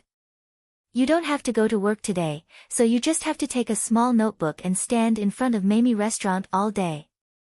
As long as you can teach me 60% of the 4 dishes, you'll be the second in command of our kitchen tomorrow. The employee's eyes lit up, and he nodded excitedly as he made his way toward Mamie Restaurant's stall. Wait. The gold-toothed man quickly pulled him back. He rolled his eyes and said, there aren't even any customers. If you go up there in your work clothes, it's obvious that you want to copy them. The worker looked down at his work clothes and scratched his head awkwardly. I was too excited. I didn't notice. Go back and change your clothes. Take this money and buy a few more finished products to try later. Learn carefully. If you can't make it taste good, you can pack up and leave tomorrow. The gold-toothed man gave him 2 gold coins and waved his hand to tell him to leave. The worker took the gold coins and skipped away. He had already begun to imagine himself getting a promotion, getting a raise, marrying a beautiful lady, and reaching the peak of his life. It was no secret that Meg wanted to make the recipes public and teach them on the spot. Every restaurant had their own ulterior motives. Most of them didn't want to miss the opportunity to copy the recipes in public. No matter how much they could learn, they had to at least learn it. What's that stall over there? It's so densely packed. It looks quite scary. I think it's octopus tentacles. I heard that 2 days ago, Mr. Mac launched a new dish using octopus tentacles as the main ingredient. The response was quite good. Then what's the meaning of putting the ingredients in a separate stall? Selling vegetables directly? The stall full of octopus tentacles attracted a lot of attention. Boss, aren't these octopus tentacles too cheap? The seafood that you can only find occasionally in the market costs a few hundred copper coins each, Yabamiya whispered as he looked at the price tag in his hand. Our goal is not to make money, but to let more people enjoy good food.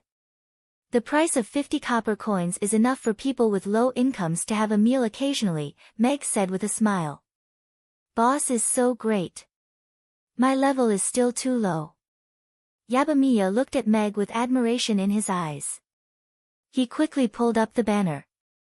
Small seafood stores, chilled octopus tentacles at a shocking price, 50 copper coins per 500 grams.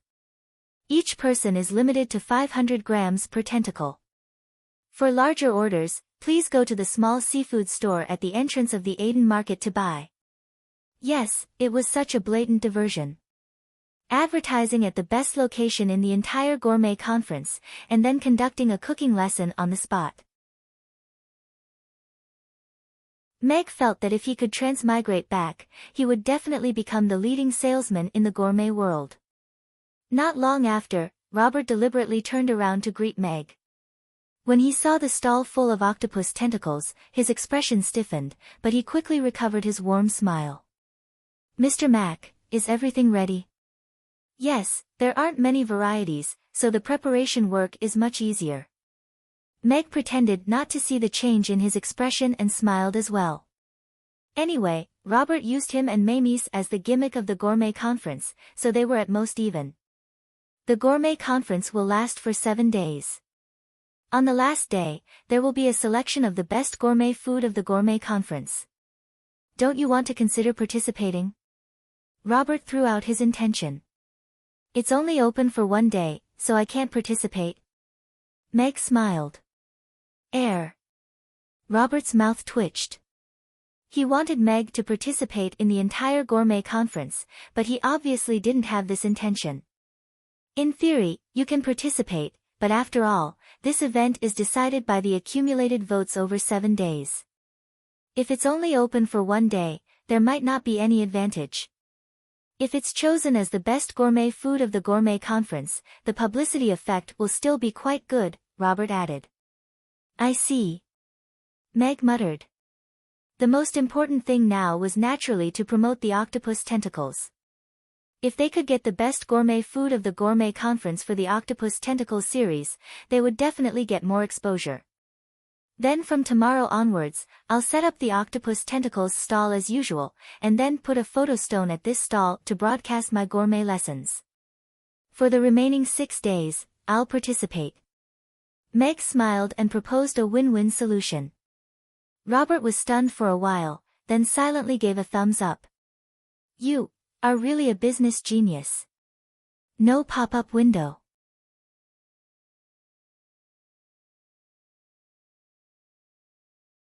Chapter 1852. Meg nodded with a smile. After all, he was born into a wealthy family, so he still had some basic manners. With such a good location and a very explosive marketing plan, if he could still get the Best Delicacy Award after 6 days, the Octopus series would definitely become one of Chaos City's specialties. Of course, this thinking was too idealistic, and did not take the other businesses seriously. Although Robert was a little hesitant, he still agreed to Meg's plan to participate in the Delicacy Conference for the next 6 days. He must have thought of the same thing as Meg. This novel way of participation might bring about some new changes to the Delicacy Conference. When Meg and the rest were done with their preparations, it was already 8 p.m. Robert gave a speech, and the Delicacy Conference started on time. Guests poured into the venue from all the entrances. The main passageway where Mamie's showcase was at received close to half of the crowd. Wow, it's Mamie's. Is it that Mamie's that has been very famous recently? What are these scary tentacles? Why are they occupying the best spots? Octopus balls are 40 copper coins each. Octopus sashimi is 50 copper coins each. Stir-fried octopus tentacles are 100 copper coins each. Stir-fried octopus tentacles are 100 copper coins each. This boss must be crazy about money. Look! The boss of Mamie's is going to make the recipe public, and conduct a live lesson. No, I have to wait here today. It's a once-in-a-lifetime opportunity to learn how to cook from a top chef. These ladies are so pretty. Slurp. Mamie's eye-catching showcase and beautiful service staff quickly attracted the attention of the guests who entered, and even caused the passageway to be jammed.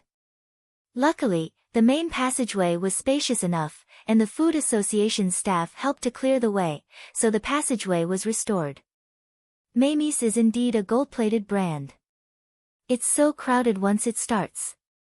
This is the first time in the history of the delicacy conference, Robert lamented as he looked at Mamie's showcase. Meg was also a little shocked by the enthusiastic guests. Once it started, there were thousands of guests in front of the showcase. Some of them might have heard of Mamie's before, but there were also many who just wanted to go along with the crowd and join in the fun. Today will be a tough battle. Everyone, prepare yourselves. Meg and the other girls reminded her. At the same time, they turned on the fires of the 6 stoves and began to preheat the pots. Mr. Mac, I'd like 2 sets of octopus balls. 1 set of octopus sashimi, 1 set of stir-fried octopus tentacles, and 1 set of fried octopus tentacles in soy sauce. Harrison used his huge weight to squeeze his way to the front row of the Lawless Lands as he shouted with a smile. A free bowl of rice for today's stir-fry series. Meg nodded his head. Hee hee, this is really a great benefit.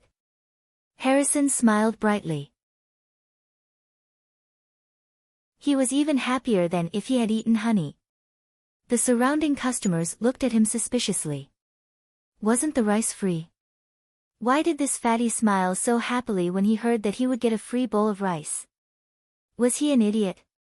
And an actor? I want a serving of octopus balls.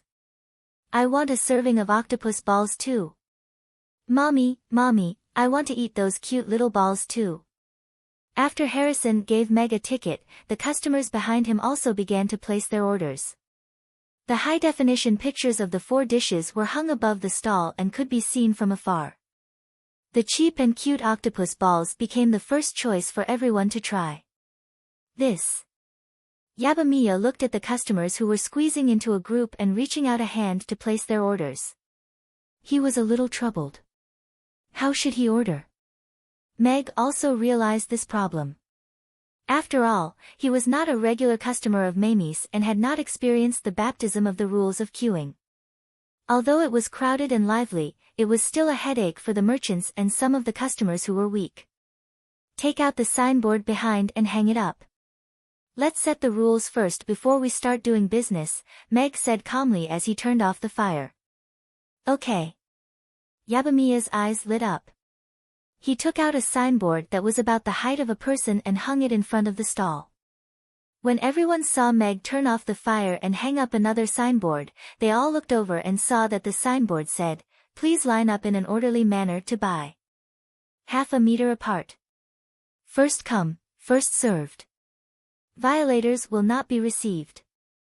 Onlookers, please stand outside the queuing area." It was the first time that rules were set for customers at the gourmet conference. Moreover, there was a no-entry area for onlookers. It immediately caused an uproar. This boss is really arrogant. He actually set rules for customers. He doesn't abide by the rules and doesn't receive customers. He really thinks he's something. Isn't that so? The gourmet conference is all about liveliness. This boss actually chased customers out just because he got a good spot. He really doesn't know how to do business. So be it. If this place doesn't want to keep me, there will be other places to keep me. Doesn't the roast suckling pig at Dukas restaurant next door smell better than this? Immediately, many customers who wanted to join in the fun left while cursing. The onlookers immediately decreased by more than half. TSK, he's still too young. How can he chase customers out when he's doing business? This boss doesn't look like he's cut out for business. At the Dukas stall next door, the smile on Alva's originally dark face gradually bloomed. Any veteran with a little experience would not do such a thing that would ruin the favorability of passers-by. The bosses of the various stalls also had a somewhat playful look on their faces. They were originally worried that they would be crushed by Amy's, but now it seemed that their bosses were not very smart. Meg looked at the customers who stayed, but the corners of his mouth curled up slightly. It could be seen that many of them were housewives. They were the most likely group of people to buy octopus tentacles to cook at home. They were the most enthusiastic about learning and were also his best target group. Generally, when it came to joining in the fun, they did not have the advantage in terms of size and strength. The rules of queuing allowed them to get comfortable waiting for food and learning space, so it greatly increased their favorability of Meg. As for the freeloaders who came to join in the fun, he didn't care at all. No matter how many people there were, they were just there to watch the fun. In terms of the consumer value chain, their value was equivalent to nothing. They were even worse than pet dogs who ate dog food. Of course, such precious front row seats should be reserved for the most valuable women. Meg looked at the customers who were still standing in front of the stall and said in a loud voice, "Dear customers, I'm the head chef of Amy's, Meg. Thank you for your support, so I'd like to say thank you first. Without rules, there would be no order. Without order in the queue, there would be no way to order the dishes. So now, please line up in a row of 8 people half a meter apart. When you reach the evacuation point, turn outside and line up according to the order. I can assure everyone that we will order and serve the dishes according to the order in which you line up. I also hope that everyone can abide by the agreement of consciously lining up." Soon, the customers standing in a mess in front of the stall lined up into 8 lines under the guidance of Yabamiya and Shirley.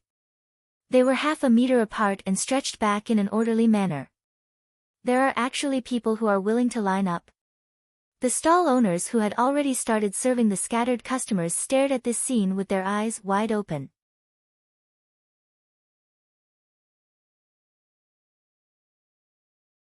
Chapter 1853. In the past few years, there had also been some popular merchants, and those bosses were proud of being crowded. The more crowded it was, the more popular it was. With the addition of herd mentality, it could also attract more customers. Therefore, every year at the Gourmet Food Conference, all the major merchants would find some actors to perform a show of crowded stalls to attract more customers. They had never seen a shop push away the surrounding customers, let alone ask customers to line up to buy something. But Mamie's did it, and there were so many customers who were cooperating. "President, will this affect the conference? Do we need to intervene?" The staff quickly walked to Robert and asked. "No need. Rules and order are the characteristics of Mamie's. Letting customers dine elegantly and calmly is something that every merchant should learn." Robert shook his head and looked at the stalls that were gradually surrounded by the crowd. He frowned slightly and said, "The atmosphere of the Gourmet Food Conference has been too impatient these years. Some merchants have even forgotten that the taste of the food is their core competitiveness. Deceiving customers will only discredit the Gourmet Food Conference. But, find 2 staff members to guide the customers of Mamie's to line up. As long as they don't affect the normal entry and exit of other customers, give them the maximum freedom." Robert interrupted him. "Yes." The staff members quickly left. Meg smiled at the cooperative customers and said with a smile, "Thank you for your cooperation. Now, please order according to the order. Mamie's mode is indeed the most comfortable." Harrison, who consciously gave way to the ladies in the 3rd row, smiled and looked at Meg with admiration. "I want a set of octopus balls, but Master Chef, is it true that you want to teach on the spot? Will you really make the recipe public and teach on the spot?" A young woman in the front row looked at Meg with admiration. "I often go to Mamie's to eat. I'm your loyal fan." The ladies in the line all looked interested. Even if they had not eaten at Mamie's, they had more or less heard of this restaurant. If she could learn a high-class dish from this chef, then she would have one more thing to show off in front of her best friends. She would also be able to conquer her husband's stomach with delicious food. "Yes. Today, I will announce the recipes of the 4 dishes and conduct on-site teaching." Meg nodded his head. He also had some impressions of this regular customer of the restaurant. Meg snapped his fingers, and a giant virtual screen appeared above Amy's stall. The screen was showing the real-time image of what was happening at the stall. This was a technique commonly used in large-scale competitions. By combining a shadow recording stone with a small magic array, the recording could be transmitted in real time. Unfortunately, due to the size of the magic array, the recording could only be transmitted over a short distance. Wow! Isn't this boss too hardcore? That's so sweet. Are you afraid that we won't be able to learn it? At the back of the line, the customers who were originally worried that they couldn't see Meg's cooking clearly couldn't help but exclaim softly. I also want a small portion of octopus balls. 1 octopus ball. The customers ordered their dishes in order. Many ladies had already eaten breakfast before they left, so they only ordered octopus balls. Those like Harrison, who ordered a portion of everything and 2 bowls of rice, were mostly men, or regular customers of the restaurant who came specifically for breakfast. Today, I will only make 4 dishes with octopus as the main ingredient. The first dish is octopus balls. The ingredients required are onion, cabbage, red pepper, octopus tentacles. Meg used a magic loudspeaker. His voice wasn't very loud, but it was enough for the customers who were looking up at the giant screen to hear him. He began the on-site teaching. The vegetables were cut into fine pieces by a broad kitchen knife. Although the speed was reduced so that everyone could see clearly, the exquisite knife skills still made the housewives' faces glow. After the vegetables were cut, Meg went on to teach everyone how to mix the octopus ball paste. From the choice of flour to the ratio of eggs to water, he explained very carefully. It was easy to understand as he explained. The ingredients required to make octopus balls are ready. Now, we will officially start making octopus balls. First, turn on the stove and preheat this special pot for octopus balls for a while. Then, pour an appropriate amount of oil into it. Use a ladle to scoop a spoonful of the paste, and pour it into these small holes one by one. Meg's movements were very smooth, and it didn't affect his operation at all when he was explaining. He covered the vegetables and octopus tentacles on the batter, and then poured another layer of batter that was almost flush with the edge of the plate. He used a bamboo skewer to draw on the plate, and then quickly flipped the half-formed octopus balls one by one. The golden octopus balls were presented in front of everyone. Not only were the customers in line in front of the stall intoxicated, but the customers who came in from the entrance also unconsciously slowed down. Even the customers at the other stalls couldn't help but look back at the huge screen. Meg was like a swordsman with a kitchen knife, showing his superb and delicate skills on the roasting plate. The huge screen made him the only protagonist. The golden octopus balls began to emit a tempting fragrance. The octopus balls are so cute. Slurp.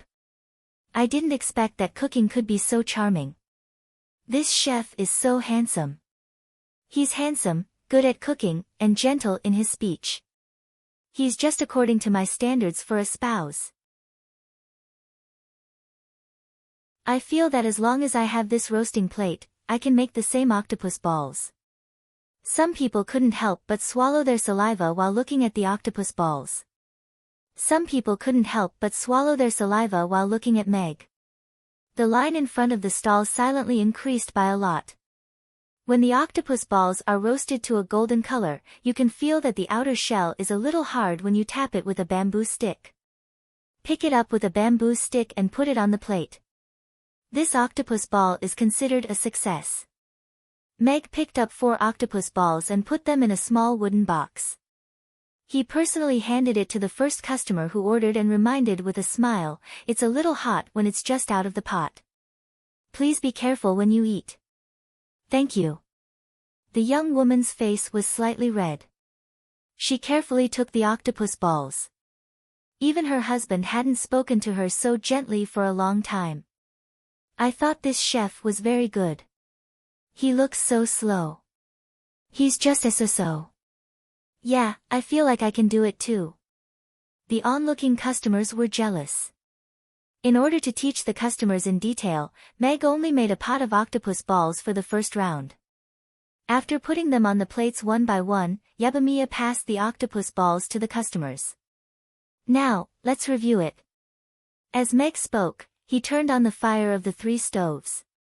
Then, he scooped a big ladle of paste with a soup ladle and casually poured it on the roasting plate. No pop-up window.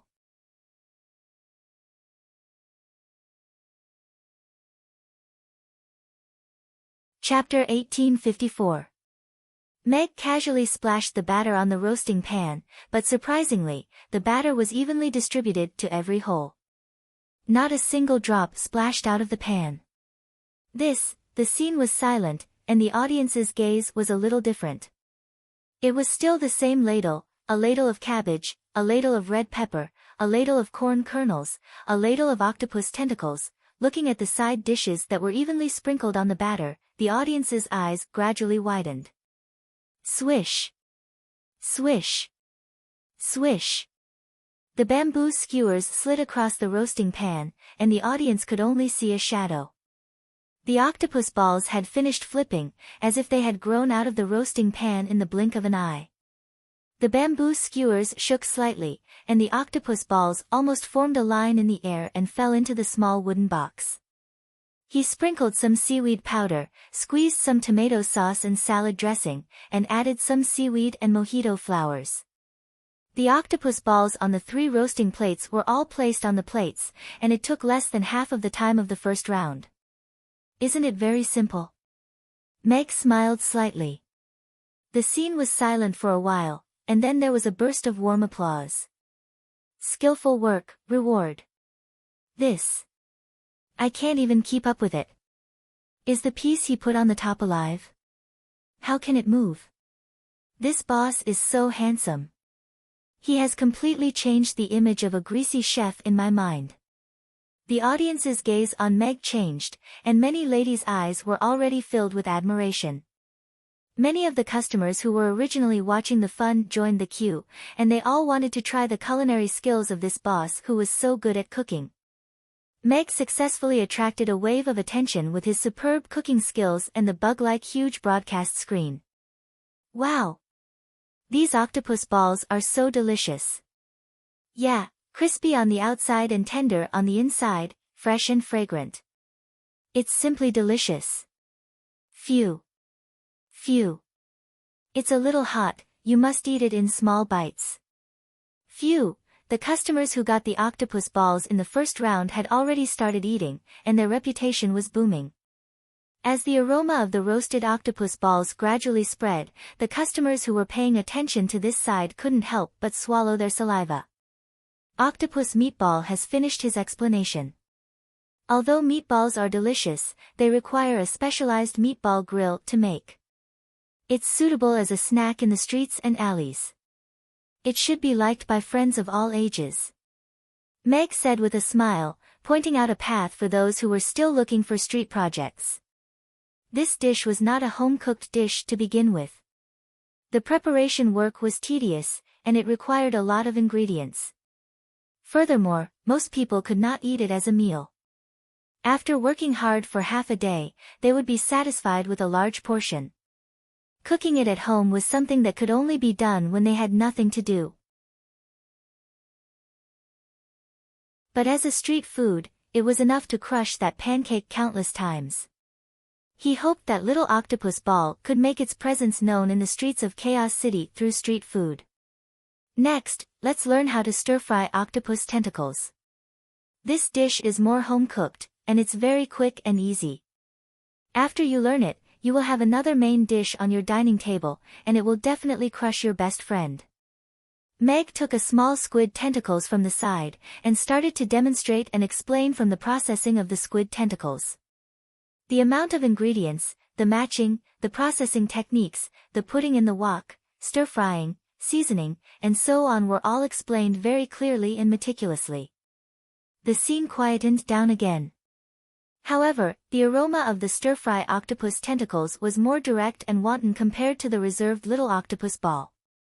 The fresh aroma of the octopus started to spread wantonly after it was stir-fried. With the addition of the spiciness, it became even more aggressive. Gulp. Isn't this aroma too tempting? I don't feel anything about the little octopus ball, but this. I think it can be paired with 20,000 rice. The tempting aroma caused quite a commotion among the customers. The line in front of the stalls suddenly grew longer, and there were customers who kept walking to the back of the line. Meanwhile, those housewives with sparkling eyes stared at Meg's actions as if they had found a treasure. They tried to remember every action and every word he said. Some even took out their photo stones to record it. With the tempting aroma, the neat line, and that eye-catching huge screen, Amy's became the most popular stall at the opening of the gourmet conference. This is a stir-fry octopus tentacles. Isn't it very simple?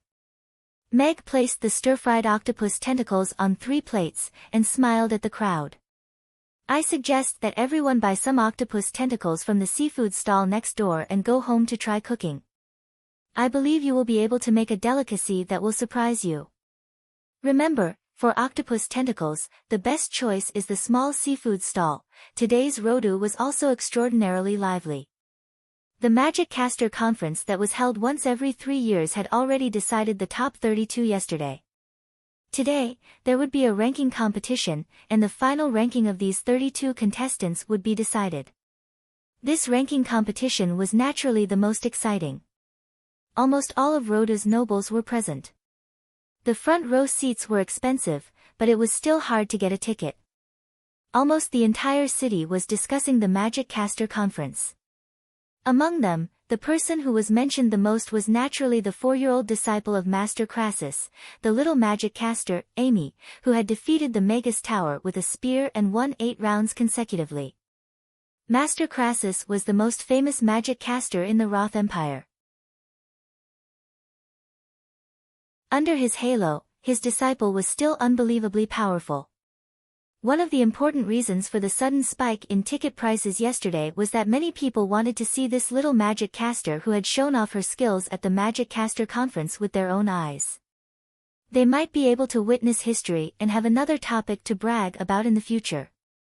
Other than Amy, who had shown off her skills in the Magic Caster group, there was also a contestant in the children's group who had attracted a lot of attention. Because of his mature appearance, Cassidon was labeled as a child bully, and was searched by the entire nation to find evidence that he shouldn't belong to the children's group, and then pinned on the pillar of shame. It was really tragic. Master, do you have any wishes for my competition today? Amy asked Crassus as she chewed on her bread. I don't have any requests for little Amy. As long as you have fun, you can use whatever combat style you like. Do your best. Anyway, the referee will be watching, so you don't have to worry about your opponent, Crassus said with a chuckle. He didn't restrict Amy from using ice magic. Alright. Amy nodded. If that's the case, then I'll really play as I wish. Oh, yes. Amy, do you think you're going to break through soon? Crassus asked Amy. Break through? Break through what? Amy was a little confused. Become a high-level magic caster. Amy tilted her head and thought for a while. She shook her head, and said, I'm not too sure either.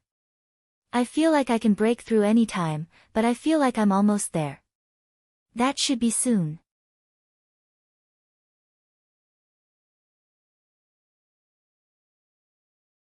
Chapter 1855. In front of the Mage Tower, King Andre, the ministers, and the mages were sitting on a high platform. Princess Vanessa was not present today, but the second prince, Joshua, who had not appeared in public for several days, was present today. He was sitting on Andre's left. Today, Joshua was wearing a mage's robe and had a smile on his face. In the eyes of the people, he was still the gentle and kind second prince. Moreover, Joshua was the disciple of the Mage Tower's President Richard. It was very appropriate for him to wear a mage's robe on such an occasion. Crassus glanced at Joshua with a hint of surprise in his eyes. That day, Alex cut off one of his ears with a sword and even gave him a death notice. But now, other than being a little thinner, he seemed to be in a good state of mind. The young man's mentality was not bad. Below the platform, 32 contestants from the mage group and 32 contestants from the junior group stood on both sides. The tiny Amy in the front row of the mage group and the tall Weston in the front row of the junior group were very eye-catching. If they were in a different position, they would look more harmonious. Cassidon had already heard the discussions, and his face was red with embarrassment.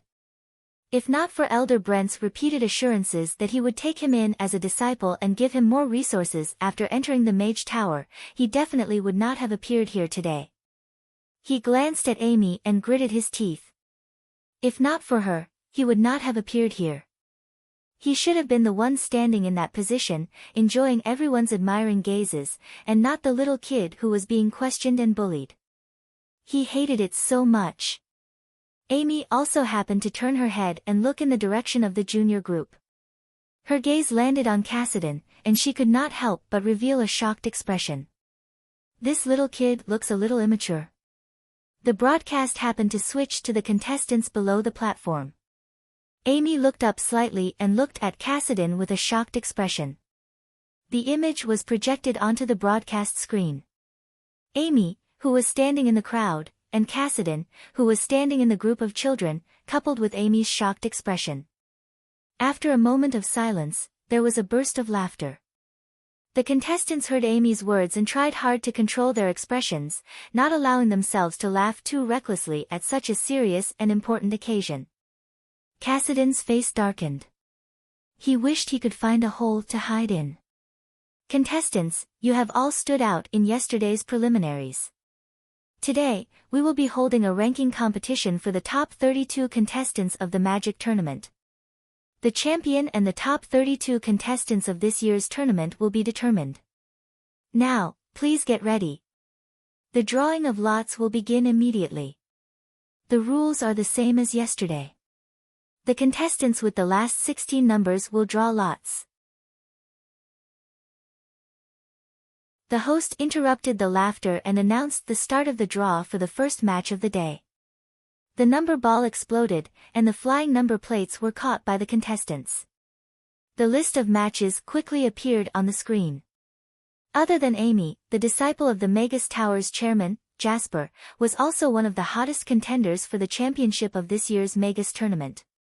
In addition, there was also the son of Lightning, Jerome, who had made it to the top 32 for 3 consecutive Magic conferences. In the last Magic conference, he had even made it to the top 8. However, because he had not been hired by Magus Tate as a teacher, he had chosen to participate in this year's Magic Conference. With his abilities at the peak of level 7, his goal for this year's tournament was obviously to be the champion. Jerome was born as a commoner. He did not have the background of a Magus Tower or a magic family. He had relied on his own efforts and some opportunities to get to where he was today. He was extremely popular among the commoners. There were also a few magi at the peak of level 7 who were also seen as the hottest contenders for the championship. And people's expectations of the contestants' chances of winning were reflected in their odds for winning the championship. Jasper's odds were 3-0, and Jerome's odds were 3-5. Both of them were the hottest contenders for the championship, so the odds for the top 32 contestants were already so low. But Amy's odds of 1-0 were even more shocking. Although Amy's performance in yesterday's competition had been outstanding, showing the power of close combat magic and her clever use of long-range and close combat magic, she was still a child. And according to the Magi's analysis, she had not even broken through to level 7.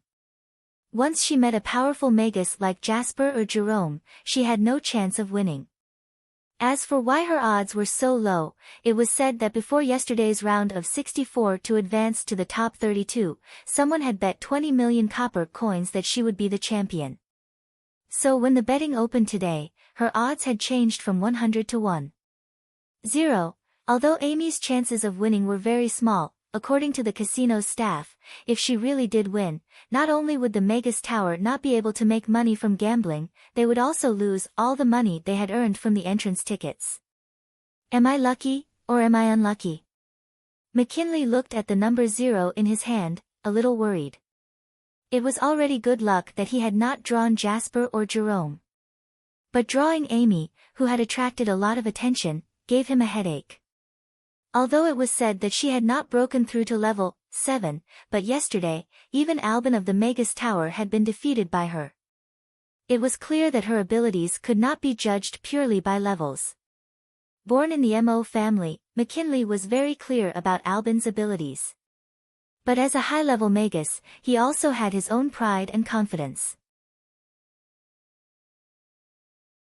After the host announced that the contestants had gone to their respective arenas, he quickly began to think of a strategy. The key to Amy's victory was to make the first move. As for her opponent, even if he was a high-level Magus, if he could not use high-level magic in battle, it would be very difficult for him to defeat her. How to defeat her before she got close was naturally the key to this battle. Headache. McKinley frowned. Amy glanced at the number on her waist, then hopped to the arena according to the directions on the number. For the top 32, the arena was twice as big, enough for both contestants to fully display their abilities. Amy stood in the middle of the arena, curiously looking at McKinley, who was almost standing at the edge of the arena. Seeing his frown, she could not help but be a little puzzled. This big brother doesn't seem very happy. Many of the screens in the arena were broadcasting the scene of Amy and the others. Isn't that McKinley from the Lang family? The genius Magus of the Lang family, the fastest to become a high-level Magus in their family in the past century. I remember that he's a high-level fire Magus. He's quite powerful. But, little Amy's master is the god of fire, Crassus. A battle between flames. It's going to be an exciting battle.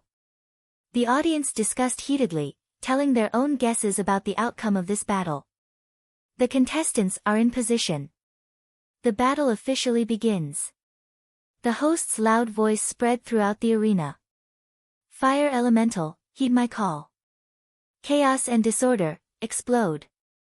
McKinley raised his wand and chanted an incantation. He pointed at Amy, and 3 explosive fireballs flew toward Amy with red tails behind them.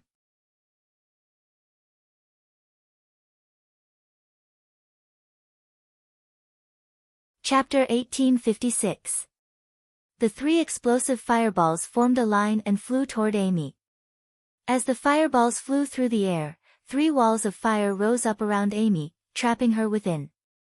McKinley decisively attacked Amy as soon as the battle began. He gave up on using high-level spells that took a long time to chant, and instead used the low-level spells that he was most familiar with as a preemptive strike. Amy was surrounded by raging flames, and the audience could barely see her tiny figure. They couldn't help but feel a little anxious as they looked at the 3 explosive fireballs hurtling toward her.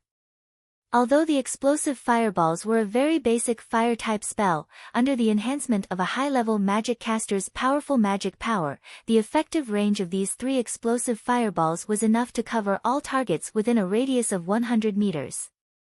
Everyone was concerned about whether Amy, who had lost the initiative, could survive this wave of attacks. On the platform, Brent's eyes lit up, and he reflexively clenched his fists. If McKinley could defeat Amy in this round, then he would take him as his disciple. In any case, he wouldn't be the one to lose out if he took such a prodigy as his disciple. Julian's expression was still calm, and there was a hint of mockery on his face. Wow, he's playing with fire. Amy looked at the walls of fire around her and the explosive fireballs in the air, and her eyes lit up. Then, she raised her hand with a smile. I can do that too. A ball of purplish-golden flames rose from her palm, and the 3 walls of fire retreated slightly as if they had seen their king. It was as if they were bowing down to her. Go, little fireball. The purplish-golden flames were casually kneaded into an egg-sized fireball by Amy, and then she hurled it through the air. The purplish-golden fireball pierced through the wall of fire like a sharp sword, and a 1-meter-wide passageway was created in the wall of fire, and it took a long time for it to close up. Bam! The purplish-golden fireball collided with the 3 explosive fireballs in the air, and a dazzling explosion of flames filled the air. McKinley was shocked that Amy was able to nullify his preemptive strike so easily.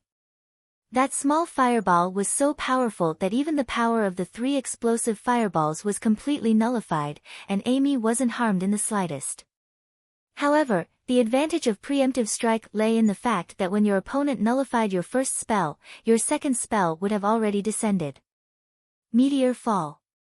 McKinley pointed his wand at Amy, and a dozen or so meteors with fiery tails appeared in the air above the stage, crashing down in a disorderly manner. He had bought enough time to unleash a high-tier spell after the first round of magic attacks. Although Meteor Fall was one of the weaker advanced fire spells, and could be considered a weaker version of Meteor Fall, its power was still incomparable to that of an intermediate spell. The dozen or so meteors were enough to destroy the entire stage. Amy could either choose to take it head-on or leave the arena. Of course, Amy, of Amy, and Amy and Amy of Amy, Amy and Amy's Meteor Fall. Then I'll make a wish first. Amy looked up at the falling meteor, and clasped her hands together before closing her eyes. Is she giving up? The judge will probably help her, right? She's such an adorable little girl, I hope she doesn't get hurt. She's only a child.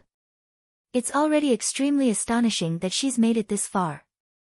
Reaching the top 32 at the age of 4 is already an unprecedented feat. All of the spectators looked at Amy, who was surrounded by a wall of flames with her hands clasped together and her eyes closed. The meteor in the sky was quickly approaching, and they couldn't help but feel that it was a pity that she would only make it to the top 32. A smile appeared on McKinley's face.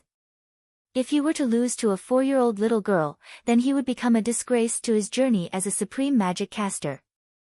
The meteor was less than 10 meters away from the ground, and the scorching heat it was emitting could be felt even from the ground. The referee raised his head to look at the burning meteor, then at Amy, and prepared to stop the match. Right at this moment, Amy opened her eyes and turned to McKinley with an adorable smile. I've made a wish. Now, it's time for me to beat you up seriously. McKinley's brows furrowed, and then his eyes widened. Amy bent her legs slightly, and then she soared into the sky like an arrow. She brushed past a meteor, and then she stepped onto the meteor. Snow lotuses appeared beneath her feet with every step she took, and she actually ascended the heavens step by step, stepping on all of the meteors beneath her feet. She's ascending into the sky. The crowd erupted into an uproar. All of the spectators looked on with incredulity as Amy stepped onto the meteors and ascended into the sky. No one would have thought that she would be able to nullify McKinley's high-level spell in such a manner. The scorching flames on the meteor were unable to inflict any damage on her, as if they were just special effects. Now, it's my turn.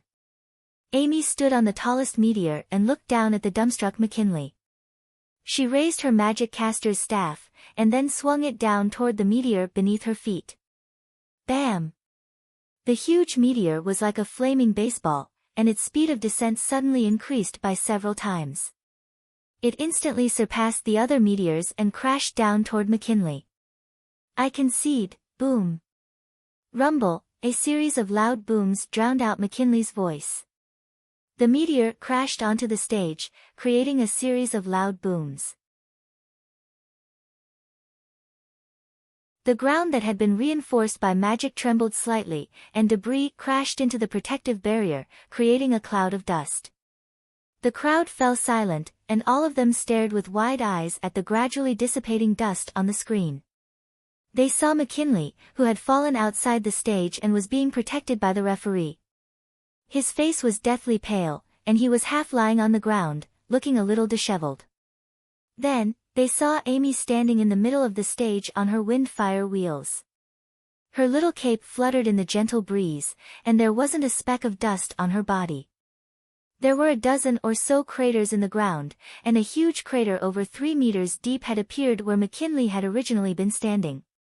She's so cool.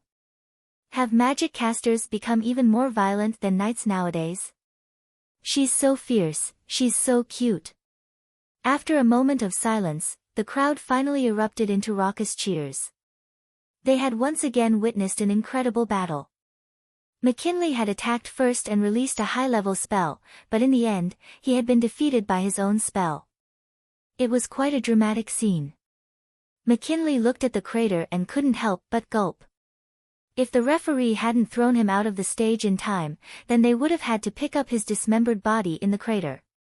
Big brother, fire is fun, but don't play around too much. Amy looked at McKinley with a smile.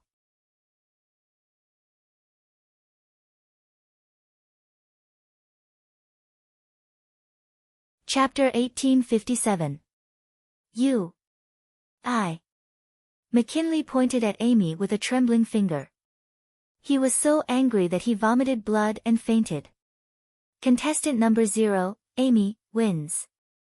The referee announced loudly. Your disciple is extremely talented. Her battle awareness and adaptability are top-notch. Crassus, you've really picked up a treasure, Andre praised as he looked at Crassus. The magicians in the Magus Tower all had different expressions. Everyone had seen Amy's talent, and she had only been practicing for half a year. If she had been practicing for 2.5 years, they didn't dare to imagine it. Actually, Amy is just a little more hardworking than the average kid, Crassus said with a smile. Everyone rolled their eyes. If being hardworking was enough, then those magicians who spent all their time practicing other than eating and sleeping could all become great magicians. Some people worked hard for their entire lives and still couldn't reach the starting point of others. The world of magicians was just that cruel. It seems like the adults these days can't take any blows. Amy looked at McKinley, who was being carried away, and shrugged. She turned and walked back to the waiting area. As she walked, she watched the battles in the other arenas. Then, she revealed an astonished expression. These big brothers are so strong. Looks like I'll have to be more serious when I compete in the future. Amy returned to the contestants' resting area and waited for the next round to begin. She picked up a specially provided drumstick and muttered softly. The magician who was in charge of drawing lots twitched his mouth. She had been playing around all day yesterday and just now. Amy gnawed on the drumstick as she stared at the big screen. From time to time, she would exclaim and clap for the magicians who had performed brilliantly. She seemed to have transformed into the best audience, not at all like a contestant who had just won a round of 32. The camera would occasionally sweep past her, and she had once again captured a group of fans. Only the magician standing to the side had a strange expression. This was because this little girl didn't exclaim for no reason. She kept muttering, I've learned this. I can do this too. I didn't know magic could be played like this. I've learned it. What was this? Was this learning on the spot? This is an intense and exciting top 32 qualifier that you're also participating in. The second to end the battle was Jeremy. As expected of the Son of Lightning, his terrifying lightning magic suppressed his opponent to the point that he couldn't fight back at all. He displayed his strength at the peak of the 7th rank to the fullest and won easily. He's an opponent worth taking seriously. Amy's eyes sparkled as she watched Jerome walk toward the waiting area. Jerome was stunned when he saw Amy sitting in the waiting area. He was surprised that someone had finished the match faster than him. However, he quickly regained his cool expression and sat down in the waiting area.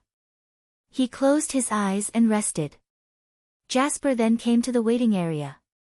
When he saw Amy, he was also surprised. He had thought that she would not make it past this round.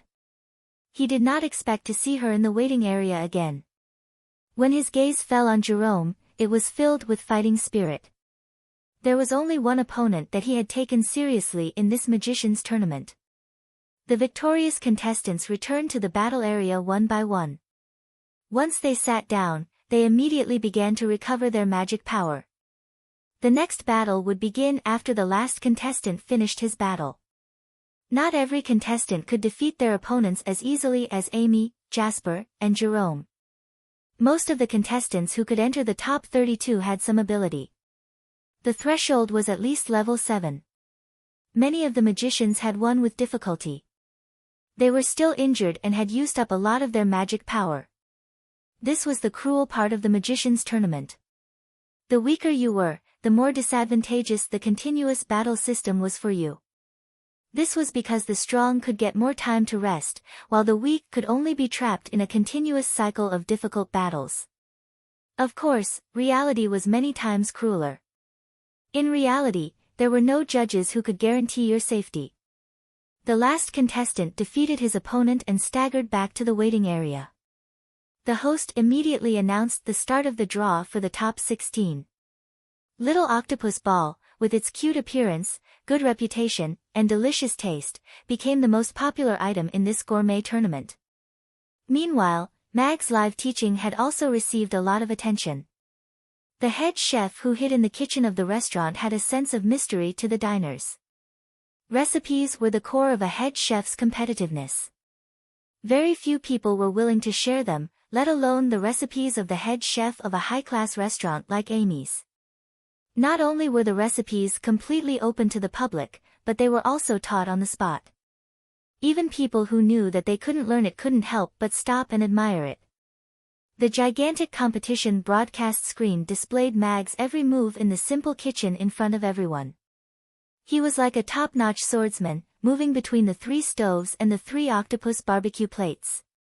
He turned the simple ingredients into scrumptious octopus balls, stir-fried octopus tentacles, and stir-fried octopus tentacles with soy sauce. His speed was so fast that it was dazzling, but he was calm and composed, and he was doing it with ease. Exclamation. Worship. Unbelievable. The faces of the onlookers were full of admiration for Meg. They never thought that a chef's job wasn't so simple. The effort and perseverance he put in behind his nonchalance could also be imagined.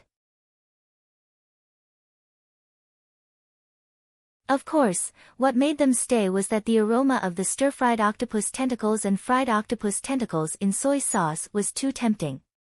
People couldn't help but want to see with their own eyes what was emitting the aroma.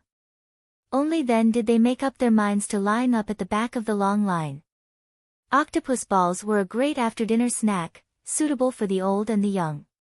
Stir-fried octopus tentacles and fried octopus tentacles in soy sauce, paired with a bowl of white rice, were a fatal temptation for hungry people. Octopus sashimi was given the cold shoulder. This wasn't difficult to understand. At the moment when orcs were used to barbecued meat, eating octopus tentacles raw was always a little resisted. The line at Amy's stall had already turned from the entrance to the outside. The number of people in the queue was estimated to be more than 1,000. It was the stall with the hottest business in the first hour of the opening of the gourmet conference. There was no one else in the limelight. At the side of the stall that had been overcrowded, it seemed that the ones squeezing in the front row were always the same few familiar figures. At Amy's stall, the line of 8 people was moving forward at a speed visible to the naked eye. This was also the reason why more and more customers were willing to walk to the back of the line. The seafood stall next door was also popular with the housewives. 50 copper coins per caddy of octopus tentacles wasn't cheap, but it wasn't expensive either. Ordinary families could also afford it occasionally, and it wouldn't become a burden.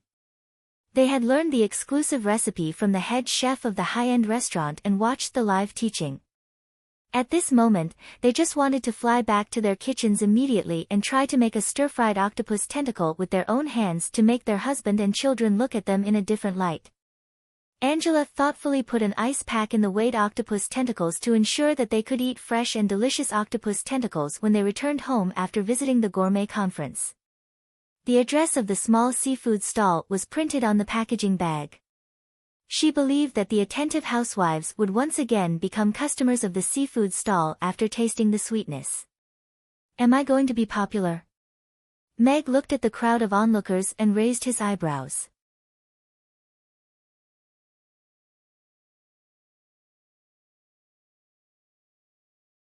Chapter 1858. Live streaming was a very tiring job. Meg realized this after more than an hour of practice. His mouth was fast enough, but his hands could not be slow. Otherwise, the customers waiting in line would be dissatisfied. Therefore, after 3 rounds of live streaming explanations, Meg chose to play the recorded video. Yes, black technology was a good way to go. The cooking videos of the 4 dishes were played in turn. After each broadcast, a live video of him cooking would be cut to let them see how a real super chef worked. Compared to Mamie's, where he had to deal with dozens of dishes alone, navigating between the 4 dishes was indeed not a test for Meg. It was just that the restaurant's operating hours were only a few hours, and the merchants of the gourmet food conference were almost non-stop. This was the real test. "Boss, the small octopus tentacles are almost sold out," Angela reminded him in a low voice. "There's a freezer below the display case. It's full of small octopus tentacles. You can replenish them at any time." Meg glanced at the small mountain of small octopus tentacles, which had been piled up like a small hill, and almost no one was interested in the large octopus tentacles. Therefore, he asked the system to replace all the stock with small octopus tentacles. "Okay." Angela nodded and opened the door of the display case. It was indeed full of small octopus tentacles. If the bottom of the display case was all stock, then there would be no need to worry about a shortage. "Your octopus balls." Yabamiya handed a serving of octopus balls to a girl in a pale yellow dress in front of him. "Thank you."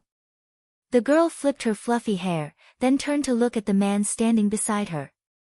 She said calmly, "Let's break up after eating these octopus balls." "Huh?" The boy with a bouquet of flowers in his hand was stunned.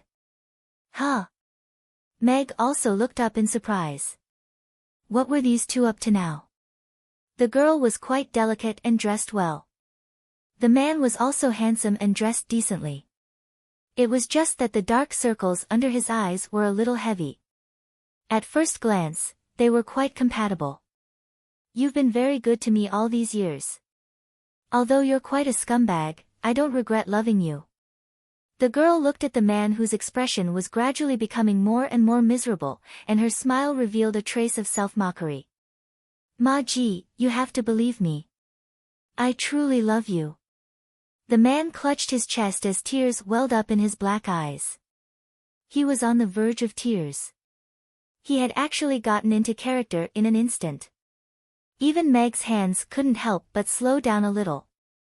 He observed carefully and learned how to act. Who knows, it might be useful in the future. The customers who were originally looking up at the tutorial seriously seemed to have smelled the scent of gossip and listened attentively. "Loving me means crowning me as king over and over again."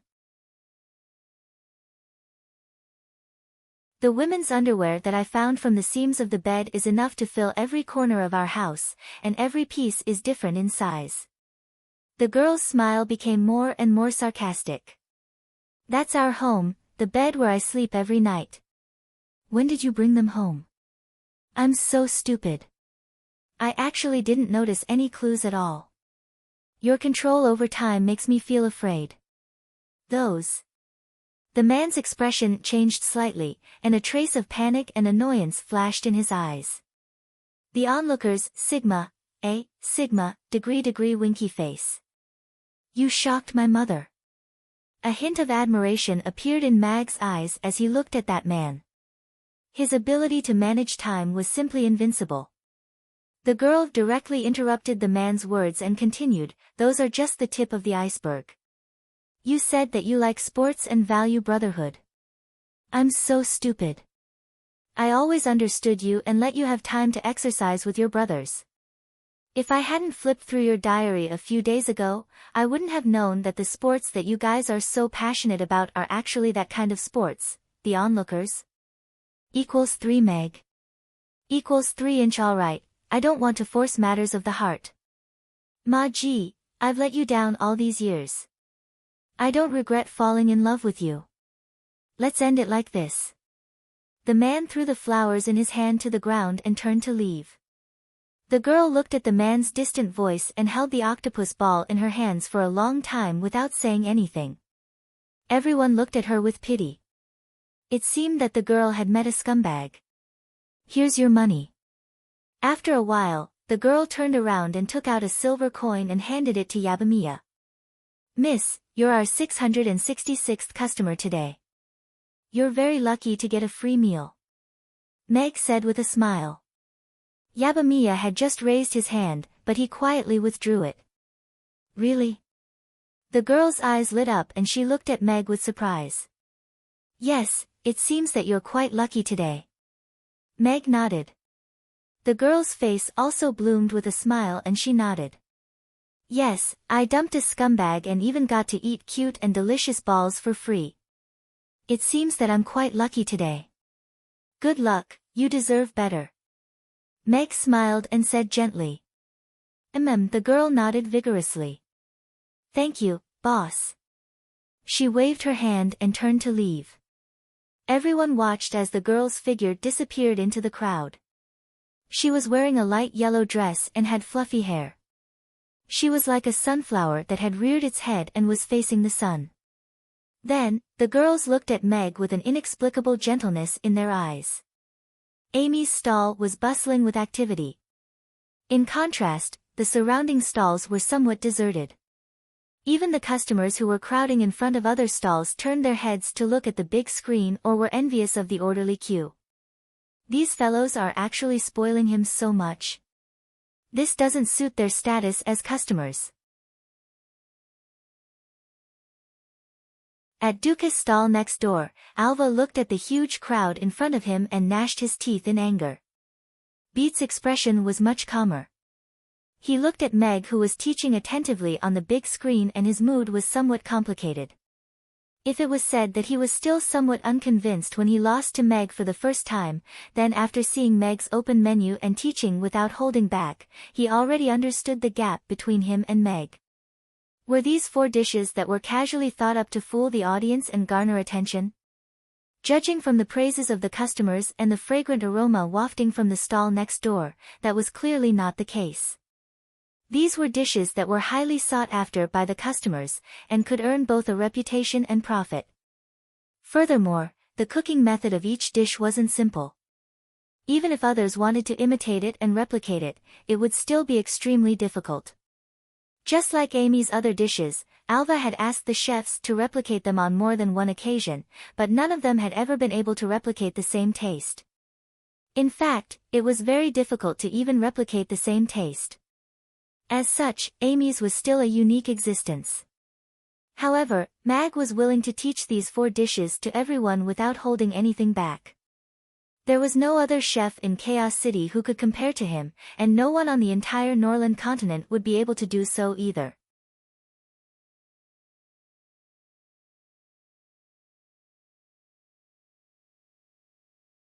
Chapter 1859. Rodu, in front of the Magus Tower. Today's qualifying matches were even more intense than yesterday's elimination matches. It was rare for ordinary people to see a battle between high-level magic casters, and almost every match today was between high-level magic casters and high-level magic casters. After advancing to the top 16, Amy's luck was pretty good. She met 2 magic casters who were injured after consecutive battles in 2 consecutive matches.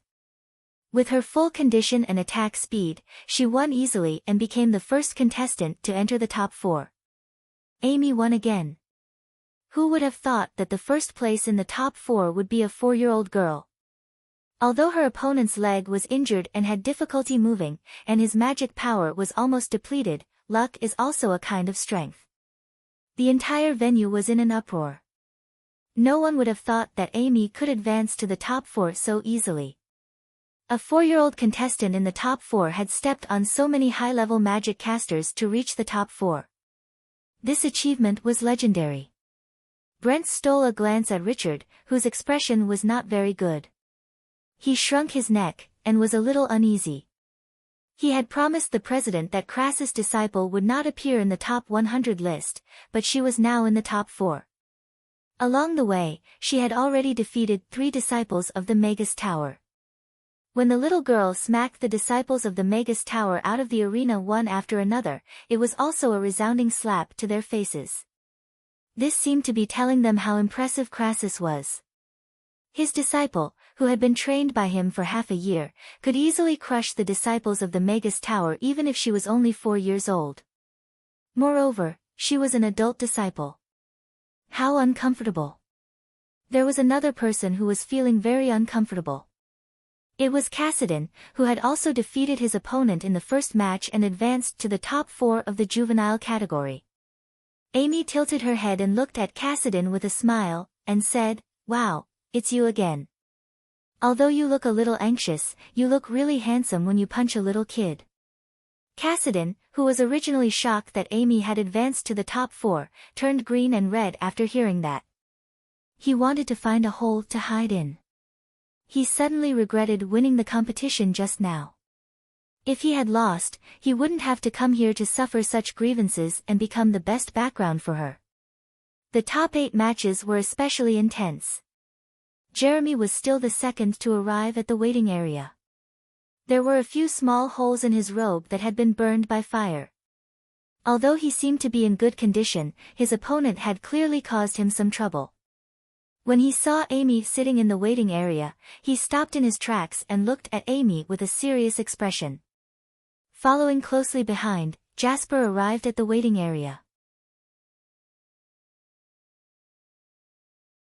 Looking at Amy, who was eating a lollipop with her head tilted to one side, his eyes narrowed. She actually advanced again. It seems that this round of drawing lots is a competition of luck. The last person to arrive at the waiting area was a young mage with short yellow hair. Alden Collier came from an ancient magic family, the Collier family. He was one of the dark horses of this year's magic conference. At first, his participation in the competition did not attract much attention. They thought that he was just an ordinary high-level mage. However, he eliminated all the strong people along the way and advanced to the top 4, fully demonstrating his strength as a peak level 7 magician. According to the observations of some mages, he could advance to a level 8 magician at any time. He was at the same level as Jerome and Jasper. He also represented the strongest talent of the younger generation. Amy, who was sandwiched between the 3 of them, seemed a little out of place. Of course, everyone had already abandoned the idea of using the word weak to describe this little girl. When the sturdy magic wand slapped the high-level mage out of the competition area, the weak, pitiful, and helpless ones were the mages who were sent flying. They were really too pitiful. They were mages in a battle, but they were defeated and eliminated in such a humiliating manner. However, she had not advanced to level 7. Compared to the 3 big shots who were in good condition, she seemed a little weaker. Although Jasper and Jerome did not reply, they naturally knew that if one of the 3 of them picked Amy, it meant that he would easily advance to the finals. The other 2 would have a battle between the best of their level. The winner was still unknown. After winning, they would have to face an opponent who was in good condition. This was indeed a test of luck. Your disciple is indeed very lucky to have made it this far. However, she will stop here. Richard looked at Crassus, whose beard was sticking up into the sky, and said sourly. You call this stopping here? When your disciple was her age, she was still playing in the mud. Crassus was in a good mood, and retorted without holding back. He liked to see Richard's angry face. Little Amy was still the best for him. Richard choked. He had no words to refute. He could only snort coldly. Crassus, who do you think your disciple will be able to defeat after drawing these 3? Andre asked with a smile. This was a sincere question, not a mocking one. My disciple is full of strange ideas. I really don't know who she can beat. Crassus shook his head. Of course, if she is also at level 7, none of these 3 will be able to beat her. Everyone was silent. They did not doubt Crassus's words at all. It had become normal for Amy to defeat opponents of a higher level. After all, this was a mid-level mage beating a high-level mage. If they had not seen it with their own eyes, they would never have believed that such a magical thing had happened so many times. The difference between level 7 and level 6 could no longer be explained simply by one level. There was a qualitative difference between a high-level mage's understanding and control of magic and a mid-level mage's. Only by peeking into the secrets of the laws could one have a chance to break through level 7 and become a high-level mage. High-level magic also required a certain understanding of the laws to cast. If Amy became a high-level mage, no one knew how strong she would be with her ice and fire dual elemental magic. But one could imagine that her fighting style would be even more unpredictable. Too bad there are no ifs. Richard laughed coldly in his heart. At the same time, the host announced the start of the semifinals. 2 golden number balls flew out. Jerome and Aldan reached out at the same time, each grabbing a number ball. My luck has always been good. Jerome looked at the number 0 in his hand and smiled. Actually, this is the kind of lot I like. Aldan looked at Jasper, his eyes full of fighting spirit. Only fighting is what I like. It's especially hard to find an opponent like this who is on par with me. The name list is out. Contestants, please take your positions. The referee's voice rang throughout the arena.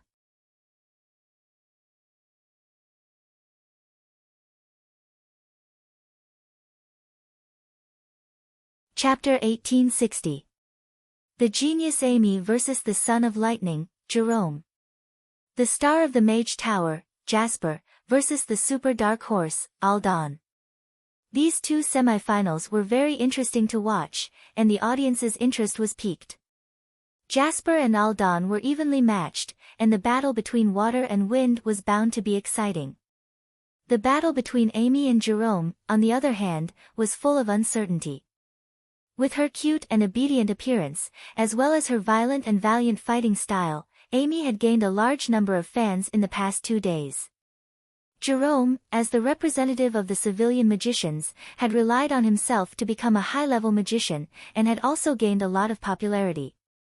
Would Amy be able to create another miracle, or would she be regretfully stopped here? This battle had not even begun, but the anticipation was already very high. Amy chewed up the unfinished candy bar and threw it into the trash can. She chewed on her candy and skipped towards the battlefield, without a trace of worry or fear. Jerome's steps were steady, and the smile on his face had disappeared. He sized up Amy cautiously. As a magician without any background, he had relied on his hard work and constant vigilance to get to where he was. Underestimating your opponent would often lead to a tragic death, even if your opponent was a child or an old man. Behind their smiles, there might be a kitchen knife that you could not withstand. Jerome would not let such a thing happen to him. Moreover, those who had lost to Amy in the past 10 or so matches had already proven that she was not a harmless little rabbit, but a powerhouse who could easily send high-level magicians out of the arena. Big brother, do you play with lightning? Amy asked curiously as she looked at Jerome, who was standing in the distance. Yes, I am a lightning magician. Jerome nodded slightly. Wow, that's amazing. Amy's eyes lit up. She just did not know who was better, this big brother or Ozzy. Jerome looked at the small Amy. Her delicate appearance, coupled with her soft and cute voice, was indeed a little too cute. Even a steely man like him could not resist. This is a competition. This is a battle. I cannot be fooled by my opponent's appearance. I must face myself. Jerome bit the tip of his tongue to quickly calm himself down. He regained his calm and started thinking quickly about how to end this battle as soon as possible. Lightning must be fast, right? Then how can I be faster? Amy rested her chin on one hand, and looked at Jerome, and fell into deep thought. Jerome should win, right?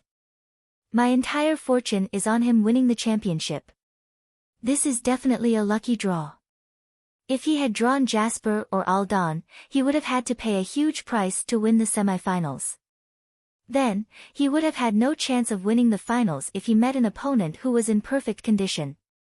If Jerome loses this battle, the casino will probably go crazy. I heard that a big boss bet 20 million copper coins on little Amy when the odds were 100 to 1. Who knew that she would make it all the way to the semifinals? The screen in the arena was split into two, and the battle in both arenas was being broadcasted simultaneously. The audience was discussing enthusiastically, while the gamblers who had bet their entire fortune were extremely nervous. The casino controlled by the Magician Tower was indeed going crazy. The casino originally thought that the 20 million bet was just a free gift. They did not expect Amy to make it all the way to the semifinals. She showed an unstoppable momentum, and even seemed like she could win the championship. If she won the championship, the casino would have to pay out $2 billion. Not only would the casino have wasted their efforts, but the Magician Tower would also have to pay out all the entrance fees. The Triennial Magician Tournament was not only to select talented magicians for the Empire, but also to earn money for the Magician Tower's activities. If Amy won the championship, this year's Magician Tournament would be like paving the way for someone else. Did you find out who bet the money? The 10th Elder, who was in charge of the casino, asked as he wiped the cold sweat off his forehead. 10th Elder, I found out. The money was bet by Duke Abraham, the man said with a bitter face. It was the Duke. The 10th Elder was shocked, and his expression became even more bitter.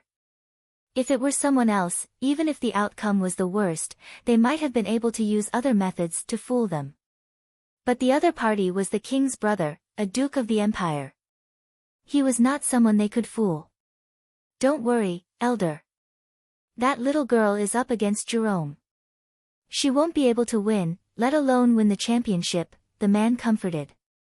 Yesterday, you said that she wouldn't be able to enter the top 32, but she's already in the semifinals. The 10th Elder sighed deeply and looked at Crassus, who was on the stage far away. The person chosen by Lord Crassus will not be simple. He's someone who always wants to be the champion. You're very strong. Why didn't the Collier family send you to the Magician Tower earlier? With your talent, it wouldn't have been difficult for you to join the Magician Tower. Jasper looked at Aldon, puzzled. Joining the Magician Tower won't make me stronger. Cultivation has always depended on oneself. Why should I join the Magician Tower? Aldon asked with a smile. You're arrogant. Jasper frowned. This is the tradition of the Collier family. We existed long before the Magician Tower appeared. We never thought that joining the Magician Tower was something glorious. Aldon raised his head slightly. Our family believes that fighting can make a magician stronger. That's why I'm here. You think you can beat me? No. It's because I'm not confident. That's why I think this will be a very valuable battle. Aldon shook his head and looked at Jasper with a burning gaze. I hope you can give it your all. I want to see how strong a pinnacle grade 7 magician can be. Jasper's expression became serious. I'll give it my all. I hope you won't disappoint me. The conversation between the two could be heard clearly. Before the match even started, the two were already at each other's throats. The audience's expectations were raised again. Should we say something? Amy blinked and looked at Jerome. Jerome's mouth twitched. He really couldn't say anything harsh to a 4-year-old girl. I'll give it my all too. Amy clenched her little fists and said seriously, Amy, am super fierce. Jerome looked at her little fists with a complicated expression. He really couldn't see how she was fierce. The semifinals start now. The referee's voice rang out.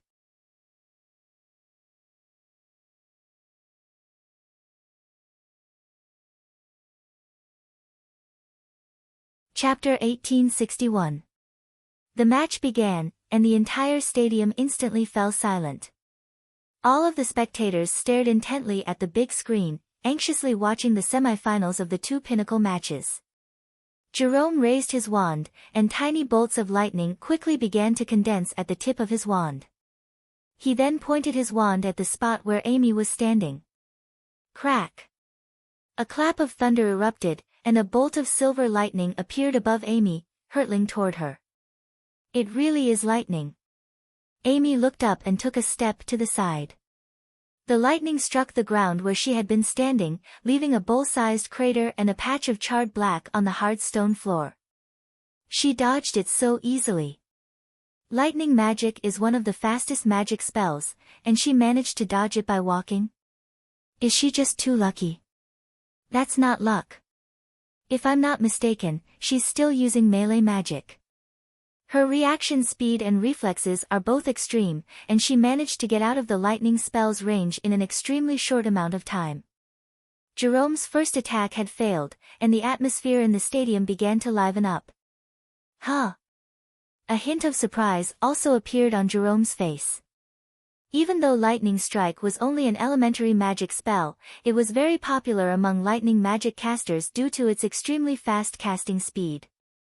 It was very difficult for a person to predict or evade a lightning magic caster's attack for the first time, and they could only choose to take the attack head-on or use magic to counter it. However, Amy was able to dodge the lightning strike, which was a technique that only knights could use. However, this didn't affect his movements in the slightest. He pointed his wand again, and another bolt of lightning fell.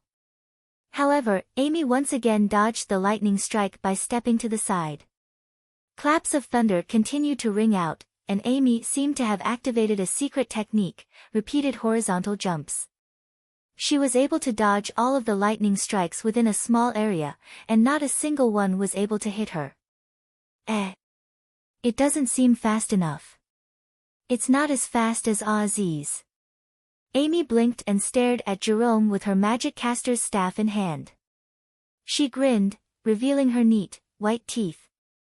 In that case, it's my turn. Jerome felt as if he was being targeted by a cheetah. He was on high alert, but he didn't panic or feel annoyed by the fact that his lightning bolt had missed. He narrowed his eyes at Amy, who had turned into a red blur and was rushing toward him. He quickly chanted an incantation and pointed straight ahead. Sizzle. The sound of electricity crackling could be heard as a ring-shaped electric net appeared in front of Jerome. Silver lightning crisscrossed to form a net, tightly surrounding him. Amy's charging figure abruptly stopped in front of the electric net. The tip of her magic caster's staff emitted a red glow, and she abruptly smashed it toward the electric net. Boom!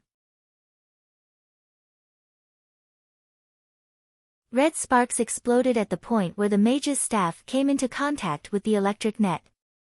In the blink of an eye, Amy stumbled back a few steps, and her magic caster's staff almost slipped out of her hand. The audience, who had been anticipating another miraculous strike from Amy, instantly erupted into an uproar. Amy's unstoppable melee magic had finally encountered an electric net that she couldn't break through. A smile also appeared on Richard's face as he looked at Jerome with a satisfied nod. This young magic caster was indeed not bad. If he could break through to the 8th tier, he would definitely become one of the few lightning magic instructors in the Magus Tower. Crassus' expression was still as calm as ever, as if he didn't think that Amy would lose. It's a little numb. Amy swung her slightly reddened right hand as she looked at the electric net around Jerome. It was much sturdier than she had imagined, and it was also much more powerful than the defensive measures that the magic casters had used before. You're not injured. Jerome was also quite surprised to see that Amy's hand was only slightly reddened. However, he didn't stop his incantation, and pointed his wand at Amy again. I'll dodge. Amy immediately dodged to the side. Boom! A resounding boom erupted above her head as a ball of lightning about the size of a human head exploded, transforming into bolts of lightning that fell toward her, encompassing a radius of 10 meters. Ice shield.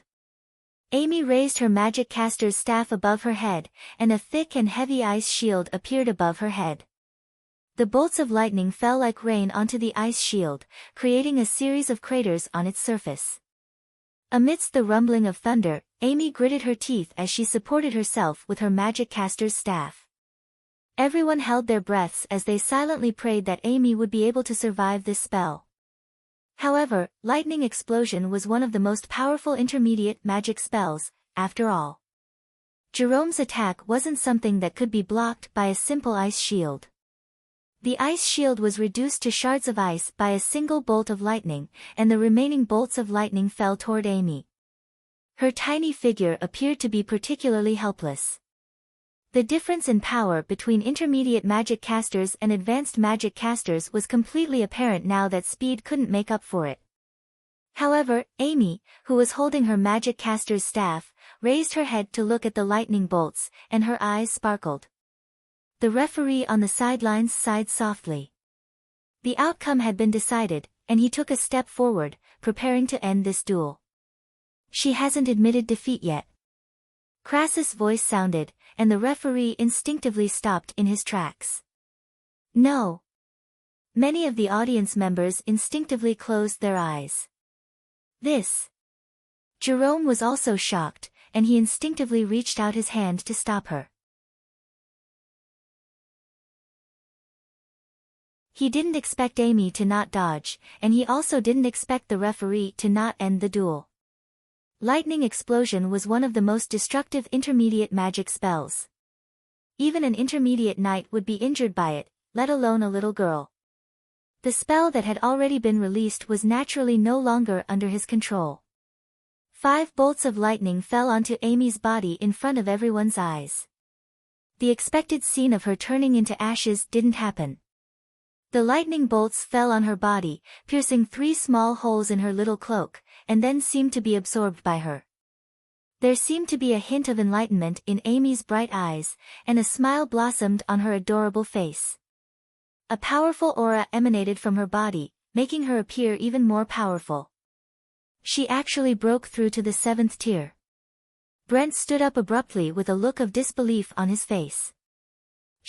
She became an advanced magic caster after being struck by 5 bolts of lightning? She made a breakthrough in battle. That's insane. The audience members, who had thought that Amy was destined to lose, were also in an uproar and disbelief. The referee heaved a sigh of relief, and his heart almost jumped out of his throat. Jerome was also a little dumbstruck as he looked at the unscathed Amy. Since when did lightning explosion become so weak? And it even had the effect of helping people make breakthroughs? If one could really make a breakthrough after being struck by a lightning explosion, he even wanted to try it on himself. Thank you, big brother. I understood what Master said after just one strike. Amy looked at Jerome with a smile. Jerome didn't want to say anything, and he hurled 3 consecutive lightning explosions at Amy. However, as soon as the lightning balls appeared, Amy had already disappeared on the spot. In the next instant, she appeared in a corner of the battlefield several dozen meters away, and frost appeared on the ground as her feet landed. Ice escape. Jerome's pupils contracted. He didn't think that she would have already mastered an advanced ice-type escape technique after just making a breakthrough.